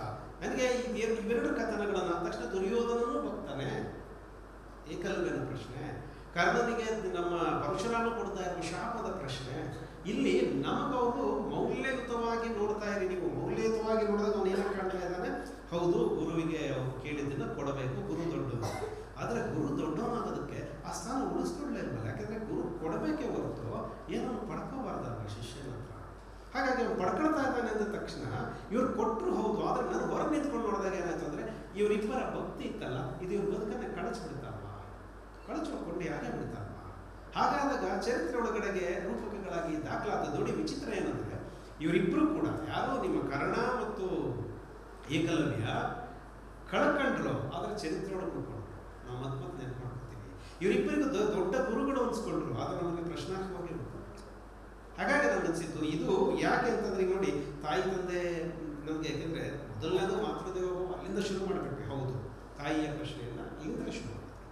ಹಾಗಾದಾಗ ಇಡೀ ಪಾಂಡವರನ್ನ ಕೊನೆಯವರೆಗೂ ಕಾಪಾಡಿಕೊಂಡಂಥ ಕುಂತಿ ಅದ್ಭುತವಾದ ತಾಯಿ. ಆದರೆ ಕರ್ಣನ ವಿಚಾರಕ್ಕೆ ಬಂದರೆ ನಂಗೆ ಭಾಳ ಸಲ ಅನಿಸಿದ್ದುಂಟು ಏನಂದರೆ, ಈ ಜಗತ್ತಿನಲ್ಲಿ ಕೆಟ್ಟ ಮಕ್ಕಳಿದ್ದಾರೆ, ಕೆಟ್ಟ ತಾಯಿಯಂದಿರುವುದಿಲ್ಲ ಅಂದಾಗೆಲ್ಲ ಪಟ್ ಅಂತ ಕರ್ಣ ನೆನಪಾದಾಗೆಲ್ಲ ಕುಂತಿ ಒಬ್ಳಿದಾಳಲ್ಲ ನನಗೂ ಅನಿಸುತ್ತೆ. ಯಾಕಂದ್ರೆ ಅವಳಿಗೇನು ಮಾಡಿ ಹೊಸನೇ ಮಾಡಿದ್ದಾರೆ, ಅವಳು ಹೇಳ್ಕೊತಾಳೆ. ಹೌದು, ಆಮೇಲೆ ಬರ್ತದೆ ಕುಮಾರವ್ಯಾಸನು ಹೇಳ್ತಾನೆ, ಕಂದ ನೀನು ಅವತ್ತು ಬಂದಾಗ ನಾನು ಮೂರ್ಛೆ ಹೋದೆ. ಹೌದಲ್ಲ, ಆಮೇಲೆ ಅವ್ರಿಗೆ ಹೇಳ್ಬೋದಿತ್ತಲ್ಲ. ಕೊನೆಯಲ್ಲಿ ಬಂದು ನೀನು ನನಗೆ ಬಾಣ ಕೊಡು, ನನ್ನ ಪಾಂಡವರನ್ನು ಉಳಿಸೋ, ನೀನು ಬಂದ್ಬಿಡು ಅಂತ ಮಾತಾಡ್ತಿರುವಾಗಲೂ ಸಮಸ್ಯೆ ಇದೆ ಅಲ್ವಾ? ಯಾರ ಎದುರುಗಡೆ ಅವರು ಕಳೆದೋಗಿರೋದು? ಹಾಗಾಗಿ ಕುವೆಂಪು ಅವರ ಸ್ಮಶಾನ ಕುರುಕ್ಷೇತ್ರದಲ್ಲಿ ಅವಳು ಕೊನೆಗೆ ಎಡವನ್ನು ಇಟ್ಕೊಂಡು ತಲೆ ಚಚ್ಕೊಂಡು ಅಳ್ತಾ ಇರುವಾಗ ಧರ್ಮರಾಯನಿಗೆ ಶಾಪ ಕೊಡುವಂಥ ಸ್ಥಿತಿ ನಿರ್ಮಾಣ ಆದದನ್ನು ಒಂಚೂರು ಇಂಧನೆ ಮಾಡ್ಕೋಬೋದಿತ್ತಲ್ವಾ? ಭಕ್ತಿ ಅನ್ನುವಂಥ ಪ್ರಶ್ನೆಗಳೆಲ್ಲ ನಮ್ಗೆ ಎಷ್ಟು ದೊಡ್ಡ ದೊಡ್ಡ ಪ್ರಶ್ನೆಗಳನ್ನು, ತಕರಾರುಗಳನ್ನು ಸೃಷ್ಟಿ ಮಾಡಿಬಿಟ್ಟು ನೋಡಿ. ಹಾಗಾಗಿ ಇವತ್ತಂತೂ ಇನ್ನೂ ಮುಂದಕ್ಕೆ ಹೋಯ್ತು ನಮ್ಮದು. ಇವತ್ತು ನಿಮ್ಮ ಸಾಂಸ್ಕೃತಿಕ ನಾಯಕರುಗಳು ಬಿಡಿ, ತತ್ವಪದಕಾರ ಬಗ್ಗೆ ಅವರು ಹೇಳಿದ್ರು. ತತ್ವಪದಕಾರರು ಬಹುಶಃ ಗುರು ಮತ್ತು ಶಿಷ್ಯನ ಸಂಬಂಧವನ್ನು ನಿಜವಾಗ್ಲೂ ಅದ್ಭುತವಾಗಿ ರಚಿಸ್ತಾರೆ. ಗುರು ಗೋವಿಂದ ಭಟ್ಟನಿಂದ ಹಿಡ್ಕೊಂಡು ಶಿಶುನಾಳದಿಂದ ಹಿಡ್ಕೊಂಡು ಎಷ್ಟೆಷ್ಟು ದೊಡ್ಡ. ಆಮೇಲೆ ನನಗೆ ಅಲ್ಲಿ ಗುರು ಪರಂಪರೆ ಏನು ಕಾಣ್ತು ಅಂತಂದರೆ, ಸಾಮರಸ್ಯದ ನೆಲೆಗಳು ಎಷ್ಟು ಅದ್ಭುತ ಹುಟ್ಟಾಗ್ತಲ್ಲ ತತ್ವಪದಕಾರರು. ಬಹಳಷ್ಟು ಜನ ಮುಸ್ಲಿಂ ಗುರುಗಳು ಹಿಂದೂ ಶಿಷ್ಯರು, ನಿಮ್ಮ ಹಿಂದೂ ಗುರುಗಳು ಮುಸ್ಲಿಂ ಶಿಷ್ಯರು. ಆಮೇಲೆ ಅದರಲ್ಲಂತೂ ಈಗ ಮಹಿಳೆಯರದ್ದು ಇದೆ ಪಾಲ್ಗಳು, ಕಡಿಮೆ ಇದ್ದಾರೆ ಅಂತ ಹೇಳಿದ್ರೆ ಇಲ್ಲ, ಮಹಿಳೆಯರು ಸಿಗ್ತಿದ್ದಾರೆ. ಹಾಗಾಗಿ ನಾವು ಹೆಚ್ಚು ಆ ಕಡೆ ಕಾನ್ಸಂಟ್ರೇಟ್ ಮಾಡಲಿಲ್ಲ. ಈಗ ಆಗ್ತಿದೆ, ಈಗ ಭಾಳ ನಿಮಗೆ ಆ ಥರದ ಮಹಿಳೆಯರು ಅಲ್ಲಲ್ಲಿ ಸಿಗ್ತಿದ್ದಾರೆ. ಇದು ಸಾಧ್ಯ ಆಯ್ತಾ? ಒಂದು ಸಾಮರಸ್ಯವನ್ನು, ಒಂದು ಸಮಾನತೆ ಏನಂತಲ್ವ, ಈ ಭಕ್ತಿ ಇದನ್ನು ಮಾಡಬೇಕಾ? ಯಾಕಂದರೆ ಒಂದು ಅಂತರವನ್ನು ಸೃಷ್ಟಿ ಮಾಡ್ತಾ ಇರುವ ಭಕ್ತಿ ನಿಮಗೆ ಸಮಾನತೆಯನ್ನು ಕೊಡ್ತಾವೆ. ಯಾಕಂದರೆ ಶರಣರಲ್ಲಿ ಏನು ಮಾಡಿದ್ರು ಕೊನೆಗವರು, ಹೋಗ್ತಾ ಹೋಗ್ತಾ ಇದುವರೆಗೆ ನೀನು ಭಕ್ತ ಅಂತಂದ್ರೆ ನೀನು ಪರೀಕ್ಷಿಸಲ್ಪಡೋನು, ನೀನು ಹಿಂಗಿರಬೇಕು, ನೀನು ನಿನ್ನ ಸುಸಂಸ್ಕೃತತೆಯನ್ನು ಕಳ್ಕೊಂಡ ಕಾರಣಕ್ಕಾಗಿ ಭಕ್ತನಾಗಬೇಕು ಅಂತ ಹೇಳ್ತಿರುವಾಗ ಶರಣ ಸತ್ಯಲಿಂಗಪತಿ ಭಾವ ಬಂದ್ಬಿಡ್ತಲ್ಲ, ಸಮಾನವಾಗಿಬಿಡ್ತಲ್ಲ. ಅಕ್ಕ ಭಕ್ತಿಯ ಉನ್ನತಿಯನ್ನು ಎಲ್ಲಿ ತಗೊಂಡೋಗ್ಬಿಟ್ಲು ಅಂದರೆ, ಭಕ್ತಿಯನ್ನು ಪ್ರೇಮ ಮಾಡಿದ್ದಲ್ಲ. ಈ ಸಾವ ಕೆಡುವ ಗಂಡರನ್ನು ಇದು ಒಲೆಯೊಳಗಿಕ್ಕು ತಾಯಿ ಅಂತ ಹೇಳ್ಬಿಟ್ಲಲ್ಲ ಅಕ್ಕ. ಯಾಕಂದ್ರೆ ಅದನ್ನು ವಿವೇಚನೆ ಮಾಡುವಾಗ ಸಾರಸೆಟ್ಟಾಗಿ ಹೇಳಿದಾಳ ಅಕ್ಕ ಅಂತ ನಾವು ಮಾತಾಡ್ತಿದ್ದೀವಿ, ಗಂಡಸನ್ನೆಲ್ಲ ಒಲೆಗಿಕ್ಕು ಅಂತ. ನನಗೆ ಹಂಗನ್ಸಿಲ್ಲ. ಇಡೀ ವಚನ ನೋಡಿದಾಗ ಅದೇನಿಸುತ್ತೆ ಅಂತಂದರೆ, ಅವಳು ಈ ಸಾವ ಕೆಡುವ ಗಂಡರನ್ನು ಇದು ಅಂತ ಹೇಳಬೇಕಾದ್ರೆ ಬಹುಶಃ ಹೆಣ್ಣು ಎಂದರೆ ಸಾಯುವ, ಹೆಣ್ಣು ಎಂದರೆ ಕೆಡುವ, ಹೆಣ್ಣು ಅಂದ್ರೆ ಹಿಂಗೆ ಆಡ್ತಿದ್ದೀರಲ್ಲ, ಇವ್ರನ್ನೆಲ್ಲ ತಗೊಂಡು ಕೊಲೆಗೆ ಹಾಕಿ ಅಂತಾಳೆ. ಯಾಕಂದರೆ ಸಾವಿಲ್ಲದ ಕೇಳಿಲ್ಲದ ರೂಹಿಲ್ಲದ ಚೆಲುವಿದೆ ಅಂತ ಅವಳು ರೂಪಕ ಮಾಡ್ತಿದ್ದಾಳೆ. ಸೊ ಭಕ್ತಿ ಅನ್ನುವಂಥದ್ದನ್ನು ಸಮಾನತೆಯ ಆಶಯವಾಗಿ ಮೊದಲ ಬಾರಿಗೆ ವಚನ ಚಳುವಳಿ ಮಾಡ್ತಾರೆ. ನನಗೆ ಅದು ಮುಂದುವರೆದ ರೂಪವಾಗಿ ಎಲ್ಲಿ ಕಾಣಿಸ್ಕೊಳ್ತಿದೆ ಅಂದರೆ, ನೀವು ವಾಪಸ್ಸು ಇದಕ್ಕೆ ಬನ್ನಿ, ಅದು ದಾಸ ಸಾಹಿತ್ಯಕ್ಕೆ ಬನ್ನಿ. ದಾಸರಂತೂ ಶರಣತ್ವವನ್ನು ಮೀರಿ ದಾಸರ ಮನೆಯ ದಾಸ ನಾನು ಅನ್ಕೊಂಡು ಹೋಗ್ಬಿಟ್ರೆ, ಕನಕದಾಸ ಮಾತ್ರ ಸ್ವಯಂ ಶ್ರೀಕೃಷ್ಣನನ್ನು ಬಹಳ ಕಡೆ ಪ್ರಶ್ನೆ ಮಾಡ್ತಾನೆ. ಕರ್ಣನನ್ನು ಕೊಂದುಬಿಟ್ಟೆ, ಕುಂತಿ ಹೆಂಗ್ ಜನನಿ, ಇಂಥ ಪ್ರಶ್ನೆಗಳನ್ನು 100 ಕೇಳ್ತಾನೆ. ಸೊ ಪ್ರಶ್ನೆ ಮಾಡ್ಕೊಂಡೇ ನಿಲ್ತಾನೆ. ಅದೇ ಕಾರಣಕ್ಕಾಗಿ ಅದರ ಉನ್ನತಿಗಾಗಿ ರಾಮಧನ್ಯ ಚರಿತ್ರೆಗೆ ಬಂದು ನಿಂತ್ಕೊಂಡ್ಬಿಡ್ತಾನೆ. ಸೊ ಈ ಪ್ರಕ್ರಿಯೆಗಳನ್ನೆಲ್ಲ ನೋಡ್ಕೊಳ್ತಾ ಹೋದಾಗ ಭಕ್ತಿ ಅನ್ನುವಂಥದ್ದು ತುಂಬ ಸೈಲೆಂಟಾಗಿ ಉಳ್ಕೊಳ್ಳೇ ಇಲ್ಲ. ಅದು ನನ್ನ ಒಳಗಿನಿಂದ ಹೊರಗಿನಿಂದ ಎದ್ದು ಬರೋ ಹಾಗೆ ಕಾಣಿಸ್ಕೊಳ್ತು. ಆದರೆ ಇವತ್ತೇನಾಯಿತು, ಆಡಂಬರವಾಗಿ ನಿಂತ್ಕೊಂಡ್ಬಿಡಲ್ಲ. ಇವತ್ತು ದೇವಾಲಯಗಳು ಈಗ ಎಷ್ಟು ದೇವಾಲಯಗಳಾಗ್ತಿವೆ. ಬೆಂಗಳೂರು ಬಹುಶಃ ಮುಂದಕ್ಕೆ ಉದ್ಯಾನ ನಗರಿ ಅನ್ನೋದನ್ನು ಬದಲಾಯಿಸಿ ದೇವಾಲಯಗಳ ನಗರಿ ಮಾಡಬೇಕು ನೀವು. ಅಷ್ಟು ದೇವಾಲಯಗಳು ಬಂದ್ಬಿಟ್ಟಿವೆ ಪ್ರತಿ ದೇವಾಲಯದಲ್ಲಿ. ನನಗೆ ವೈಯಕ್ತಿಕವಾಗಿ ಅನಿಸಿದ್ದು ಏನು ಅಂತಂದರೆ, ಯಾವುದೇ ಸಂಸ್ಕೃತಿಯಲ್ಲಿ ನಾಗರಿಕತೆಗಳಿಗೆ ದೇವಾಲಯಗಳು ಮತ್ತು ಆಸ್ಪತ್ರೆಗಳು ಜಾಸ್ತಿ ಆಗಬಾರ್ದು. ಯಾಕಂದರೆ ನೀವು ದೇವಾಲಯಗಳು ಜಾಸ್ತಿ ಆದ್ರೆ ಪಾಪಿಗಳು ಜಾಸ್ತಿ ಆಗಿದ್ದಾರೆ ಅಂತ, ಆಸ್ಪತ್ರೆಗಳು ಜಾಸ್ತಿ ಆಗಿದೆ ಅಂದರೆ ಪೇಷಂಟ್ಗಳು ಜಾಸ್ತಿ ಆಗಿದೆ. ಇವೆರಡೂ ಆಗಬಾರ್ದು. ಆದರೆ ಇವೆರಡೂ ಆಗ್ತಿಲ್ಲ. ಎಷ್ಟು ಒಂದು ಅಡ್ವರ್ಟೈಸ್ ಬರ್ತಿದೆ ಅಂತಂದರೆ, ಒಮ್ಮೆ ಪರೀಕ್ಷಿಸಿಕೊಂಡು ನಿಮಗೂ ಕ್ಯಾನ್ಸರ್ ಇರಬಹುದೇ, ನಿಮಗೂ ಹೃದಯ ರೋಗ ಇರಬಹುದೇ, ಚೆನ್ನಾಗಿರೋನೆಲ್ಲ ಕರ್ಕೊಂಡು ಹಾಳು ಮಾಡೋ ಅಡ್ವರ್ಟೈಸ್ಮೆಂಟ್ಗಳು ಮತ್ತು ಅದ್ರ ಬಗ್ಗೆ ಕಾನೂನು ಮಾಡಬೇಕು. ರೋಗ ಇರೋನು ಬರ್ತಾನೆ ಇರಬಹುದೇ ಅನ್ನೋಂಥ ಅಡ್ವರ್ಟೈಸ್ಗಳನ್ನು ತೆಗೆದಾಕಿ ಮನುಷ್ಯರನ್ನು ಹಾಳು ಮಾಡಬೇಡಿ. ಯಾಕೆಂದರೆ ಒಬ್ಬ ಹೆಣ್ಣುಮಗಳೆಲ್ಲೋ ಹೇಳ್ತಿದ್ದು, ಸರ್ ಈ ಅಡ್ವರ್ಟೈಸ್ಮೆಂಟ್ನಲ್ಲಿ ನಿಮ್ಮ ಚಿನ್ನವನ್ನು ಮಾರಿಬಿಡಿ ನಮ್ಮನ್ನು ಸೈಕಾಲಜಿಕಲ್ ಹೊಡೆದಾಗ್ತಿದ್ದಾರೆ ಸರ್. ನನ್ನ ಗಂಡನ ಹೇಳ್ತಾನೆ ಎಷ್ಟೊಂದು ಐತೆ ಕೊಟ್ಬಿಡು ಮಾರ್ಬಿಡು ಅಂತ. ಇದ್ರ ಬಗ್ಗೆ ನಾವು ಎಚ್ಚರಿಕೆ ಆಗಬೇಕು. ಯಾಕೆ ಎಕನಾಮಿಕ್ಸ್ ಓದುವಾಗ ನಾವು ಡಿಗ್ರಿನಲ್ಲಿ ಜಾಹೀರಾತನ್ನು ಕೂಡ ಒಂದು ಅಧ್ಯಯನದ ಮಾದರಿಯನ್ನು ಮಾಡಿದ್ವಿ. ಇವತ್ತೇನಾಗ್ತಿದೆ ನಾವು ಜಾಹೀರಾತಿನ ಮಾದರಿ. ಸೊ ಅದೊಂದು ಪ್ಯಾರಲಲ್ ಭಕ್ತಿ ಕೂಡ ಇವತ್ತು ಹಾಗೆ ಪ್ರಚಾರ ಆಗ್ತದೆ. ಹಾಗಾಗಿ ನಿಮಗೆ ಪ್ರಚಾರಕ್ಕೆ ಬಿದ್ದ ತಕ್ಷಣ ಅದು ಭಕ್ತಿ ಹೇಗಾಗುತ್ತೆ? ಯಾಕಂದರೆ ನಮ್ಮೊಳಗಡೆಗೆ ಅಜಗಣ್ಣನಂತವನನ್ನು ಮುಕ್ತಾಯಕ್ಕನ ಅಣ್ಣ ಅಜಗಣ್ಣ ತಲೆಗೆ ಮಾಡುತ್ತಾಗಿದ್ದ ಕಾರಣಕ್ಕಾಗಿ ಶಿವ ಅಂತ ಅವನ ಬಾಯಿನಲ್ಲಿ ಬಂದ ಕಾರಣಕ್ಕಾಗಿ ಸಡನ್ ಆಗಿ ಅವನು ಅಂದ್ಕೊಂಡಿದ್ದೇನೋ ನಾನು ಭಕ್ತಿ ಹೊರಗಡೆ ಬಂದ್ಬಿಡ್ತು, ಹಾಗಾಗಿ ನಾನು ಆತ್ಮಹತ್ಯೆ ಮಾಡ್ಕೊಂಡಿದ್ದೀನಿ ಅಂತ. ಇಂಥದ್ದ ಕಾಲದ ಹೊರಗಡೆಗಿದ್ದಾಗ ಎಷ್ಟೋ ಸಲ ನಾವು ದೇವಸ್ಥಾನಕ್ಕೆ ಟ್ಯೂಬ್ ಲೈಟ್ ಕೊಡ್ತೀವಿ, ಆ ಲೈಟೇ ಕಾಣುತ್ತೆ ನನಗೆ ಕೆಂಪು ಅಕ್ಷರದಲ್ಲಿ ನಾನು ಹೆಸರು ಬರ್ಸ್ಕೊಡ್ತೀವಿ, ಕೊಡುಗೆ ಇದು ಅಂತ. ಇದರಿಂದ ಪಾರಾಗಲಿಸ್ತದೆ. ಇದಕ್ಕೆ ಪ್ಯಾರಲಲ್ ಆಗಿ ಇನ್ನೊಂದಿರೋದೇನೆಂದರೆ, ಇವತ್ತು ರಾಜಕಾರಣವನ್ನು ಮತ್ತು ಸಿನಿಮಾ ನಟರುಗಳನ್ನು ಇಲ್ಲೊಂದು ಅಭಿಮಾನಿ ದೇವರು ಬಗ್ಗೆ ಶುರು ಮಾಡ್ತಿದ್ದಾರೆ. ಯಾಕಂದರೆ ಕರ್ನಾಟಕದಲ್ಲಿ ಸಾಂಸ್ಕೃತಿಕ ಚರ್ಚೆ ಅದು ಭಾಳ ಇಂಪಾರ್ಟೆಂಟ್. ಅದು ಮುಂದೊಂದು ದಿನ ಡಿಸ್ಕಷನ್ ಆಗಬೇಕು. ಏನಂದರೆ ರಾಜ್ಕುಮಾರ್ ಅಂತ ಅಭಿಮಾನಿಗಳನ್ನ ದೇವರು ಅಂತ ಅವರನ್ನು ಪ್ರೀತಿಸಿದಂಥ ಪರಂಪರೆ ಬೇರೆ. ಆದರೆ ಇವತ್ತು ನಮ್ಮ ಮಧ್ಯದಲ್ಲಿ ಇವೆಲ್ಲವೂ ಅಪಾಯಕಾರಿಯಾಗಿ ಕಾಣಿಸ್ಕೊಳ್ತವೆ. ಈ ಹೊತ್ತಿನಲ್ಲಿ ಭಕ್ತಿಯನ್ನು ಕಟ್ಟುವ ಕ್ರಿಯೆಯಾಗಿ ನೋಡುವಾಗ ವ್ಯಕ್ತಿನಿಷ್ಠ ಭಾವವಾಗಿ ಶುದ್ಧತೆ ಪೂಜನೀಯವಾಗಿ ಉಳಿಸಬೇಕಾಗಿದೆ ಹೊರತು ಅದನ್ನು ಸಾರ್ವತ್ರಿಕರಣಗೊಳಿಸಬೇಕಾಗಿದೆ. ಇದು ಕಳಚುವ ಕ್ರಿಯೆ ಅಪಾಯವಾಗುವಂಥ ಸಂದರ್ಭ ಇದೆ.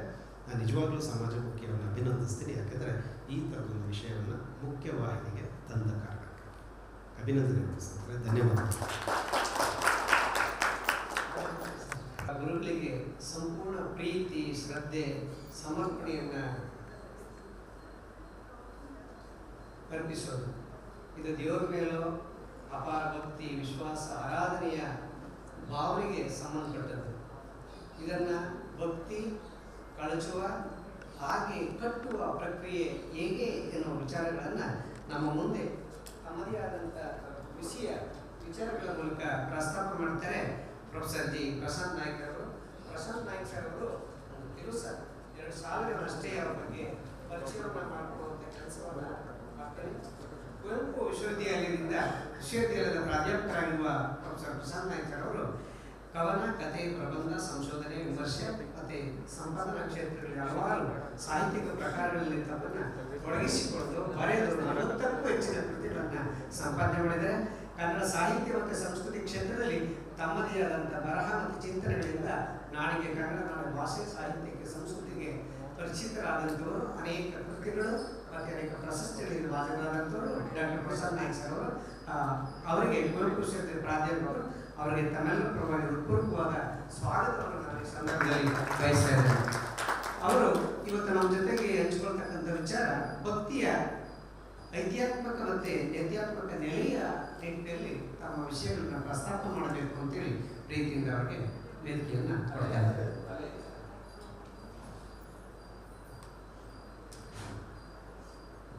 ಎಲ್ಲ ನನ್ನ ಸಹೃದಯ ಸ್ನೇಹಿತರುಗಳಿಗೆ ನಮಸ್ಕರಿಸ್ತೀನಿ. ಸ್ನೇಹಿತರೆ, ಈ ಬೆಳಗಿನಿಂದ ನಾವು ಈ ಗೋಷ್ಠಿಗಳನ್ನು ಗಮನಿಸ್ತಾ ಇರುವಾಗ ಕೊನೆಯದಾಗಿ ಶಾಂತರಾಜರು ಹೇಳಿದ ಮಾತನ್ನು ನಾನು, ಮೇಷ್ಟ್ರುಗಳು ಸಮಯವನ್ನು ಜಾಸ್ತಿ ತಗೋತಾರೆ. ಅದಕ್ಕಿಂತ ಮುಖ್ಯವಾಗಿ ನೀವು ವಿಷಯಗಳನ್ನು ಒಂದೊಂದು ದಿನ ಮಾತಾಡೋಷ್ಟು ಕೊಟ್ಬಿಟ್ಟು 15 ನಿಮಿಷ ಮಾತಾಡಿ ಅಂತಿರೋದು ದೊಡ್ಡ ಪನಿಷ್ಮೆಂಟ್. ಅದ್ರ ಮಧ್ಯೆ ಮೇಷ್ಟ್ರುಗಳು 30 ನಿಮಿಷ ನಿಲ್ಲಿಸ್ತಾ ಇರೋದು ಅದೊಂದು ಪುಣ್ಯದ ಭಾಗ ಅಂತ ಅಂದ್ಕೊಂಡಿದ್ದೀನಿ. ಆದರೆ ನಾನು ಅದನ್ನು ಮೀರಲ್ಲ, 15 ನಿಮಿಷಕ್ಕೆ ಖಂಡಿತವಾಗಿ ನಿಲ್ಲಿಸ್ತೇನೆ. ಯಾಕಂದರೆ ಈ ಕಟ್ಟುವ ಮತ್ತು ಕಳಚುವ ಶಕ್ತಿಯಾಗಿ ಭಕ್ತಿ ಅಂತ ಕೊಟ್ಟಿರೋದಿದೆಯಲ್ಲ, ಈ ವಿಷಯದ ಆಯ್ಕೆಗೆ ನಾನು ಅಭಿನಂದಿಸ್ತೀನಿ. ಯಾಕಂದರೆ ಈ ಥರದ ವಿಷಯಗಳು ಬೇಕು ನಮಗೆ. ಒಂದು ಸಾಂಪ್ರದಾಯಿಕವಾದದಿಂದ ಹೊರಡಬೇಕಾದಂಥ ತುರ್ತಿದೆ. ಆದರೆ ಈ ಭಕ್ತಿ ಕಟ್ಟುವ ಮತ್ತು ಕಳಚುವ ಶಕ್ತಿಯಾಗಿ ಅಂತ ಕೊಟ್ಬಿಟ್ಟು ಒಂದು ಇಂಡಿಪೆಂಡೆನ್ಸಿಯನ್ನು ನಮ್ಗೆ ಕೊಟ್ಬಿಟ್ಟಿದ್ದಾರೆ, ಒಂದು ಸ್ವಾತಂತ್ರ್ಯ ಕೊಟ್ಟಿದ್ದಾರೆ. ಅದೇನೆಂದರೆ ನಿರ್ದಿಷ್ಟವಾಗಿ ಎಲ್ಲೋ ಸಾಹಿತ್ಯದಲ್ಲೇ ನಿಂತಿರ್ಲಾಕೋಬೇಕು ಅಥವಾ ಯಾವುದೋ ಕೃತಿಯನ್ನೇ ಹೇಳಬೇಕು ಹಾಗೆ ಹೇಳ್ತಿಲ್ಲ. ಹಾಗಾಗಿ ಅದಕ್ಕೊಂದು ಸ್ವಾತಂತ್ರ್ಯ ಕೊಟ್ಟು ಅದರ ಸ್ವರೂಪವನ್ನು ನೀವು ಎಲ್ಲಿಂದಾದರೂ ತಗೊಳ್ಬಹುದಾ ಅನ್ನುವಂಥ ಒಂದು ಆಶಯವನ್ನು ಇದು ಕೊಟ್ಟಿರೋದು ಹೆಚ್ಚು ಅರ್ಥಪೂರ್ಣ ಅಂತ ಭಾವಿಸ್ಕೊಳ್ತೇನೆ. ಮತ್ತು ಇನ್ನೊಂದು ಮಾತನ್ನು ನಾನು ಆರಂಭಕ್ಕೆ ಸ್ಪಷ್ಟಪಡಿಸ್ತೀನಿ, ಅದೇನೆಂದರೆ ಈ ವಿಷಯ ಒಂದು PhDಗೆ ಲಗತ್ತಾದಂಥ ವಿಷಯ. ಅದನ್ನು ನಾನು 15 ನಿಮಿಷದಲ್ಲಿ ಇಡಬೇಕು ಅನ್ನೋದಾದರೆ ತ್ರಿವಿಕ್ರಮ ಮತ್ತು ವಾಮನನಾಗುವ ಪ್ರಕ್ರಿಯೆ. ಆದರೂ ನಾನು ಅದನ್ನು ಮಾಡ್ತೇನೆ, ರಂಗೋಲಿ ಚುಕ್ಕಿಗಳನ್ನು ಇಡ್ತೇನೆ, ನೀವು ಹೊಂದಿಸ್ಕೊಂಡು ಅದನ್ನು ದೈವವನ್ನಾದರೂ ಮಾಡ್ಕೊಳ್ಳಿ, ಪಿಶಾಚಿಯನ್ನಾದರೂ ಮಾಡ್ಕೊಳ್ಳಿ ಸರ್. ಭಕ್ತಿ ಅಂದರೆ ಅದಕ್ಕೊಂದು ನಿಘಂಟಿನ ಅರ್ಥ ಇದೆ. ಈಗ ಆರಂಭದಲ್ಲಿ ಸಮನ್ವಯಕರು ಅದನ್ನು ಹೇಳಿದ್ರು, ಭಕ್ತಿ ಅನ್ನೋದಕ್ಕೆ ಸ್ವರೂಪಗಳನ್ನು. ಮೊದಲನೇದೇ ನಿಘಂಟಿನಲ್ಲಿ ಬರೋ ಅರ್ಥ ಏನಂದರೆ ಭಕ್ತಿ ಅಂತಂದರೆ ಭಾಗ ಮಾಡುವಿಕೆ ಮತ್ತು ಪಾಲು ಅಂತ. ನಾವು ಆಮೇಲೆ ಅದು ಮುಂದಕ್ಕೆ ಹೋಗ್ತದೆ. ಅದನ್ನು ಭಾಗ ಮಾಡೋದು ಮತ್ತು ಪಾಲುದಾರಿಕೆ. ಈ ಪಾಲು ಅನ್ನೋದು 2 ಅರ್ಥ. ಒಂದು ಪರಸ್ಪರ ಹಂಚ್ಕೊಳ್ಳೋದು ಅನ್ನುವಂಥ ಸಾಧ್ಯತೆ ಇರ್ಬೋದು, ಇನ್ನೊಂದು ಅದನ್ನು ವಿಂಗಡಣೆ ಮಾಡಿಬಿಡ್ಬೋದು ಅನ್ನುವಂಥ ಸಾಲು ಇರ್ಬೋದು.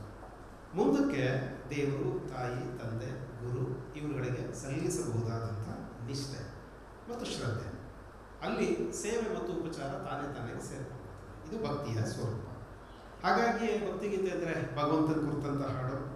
ಈ ಭಕ್ತಿತ್ರಯ ನಮ್ಮ ವೀರೇಶ್ವರದಲ್ಲಿ ಬರೋ ಗುರು, ಲಿಂಗ, ಜಂಗಮ ಇವು. ಇದಾದಮೇಲೆ ಭಕ್ತಿಯ ದಾಸೋಹ, ಭಕ್ತಿಯಿಂದ ಮಾಡುವಂಥದ್ದು. ಸೊ ಈ ಭಕ್ತಿ ಅನ್ನುವಂಥದ್ದು ಪ್ರಧಾನ ತಗೊಳ್ತಾ ಇರುವಾಗ ಅಲ್ಲಿ ಮತ್ತೆ ಕಾಣಿಸ್ಕೊಳ್ಳೋದು ನಿಷ್ಠೆಯ ರೂಪಕ.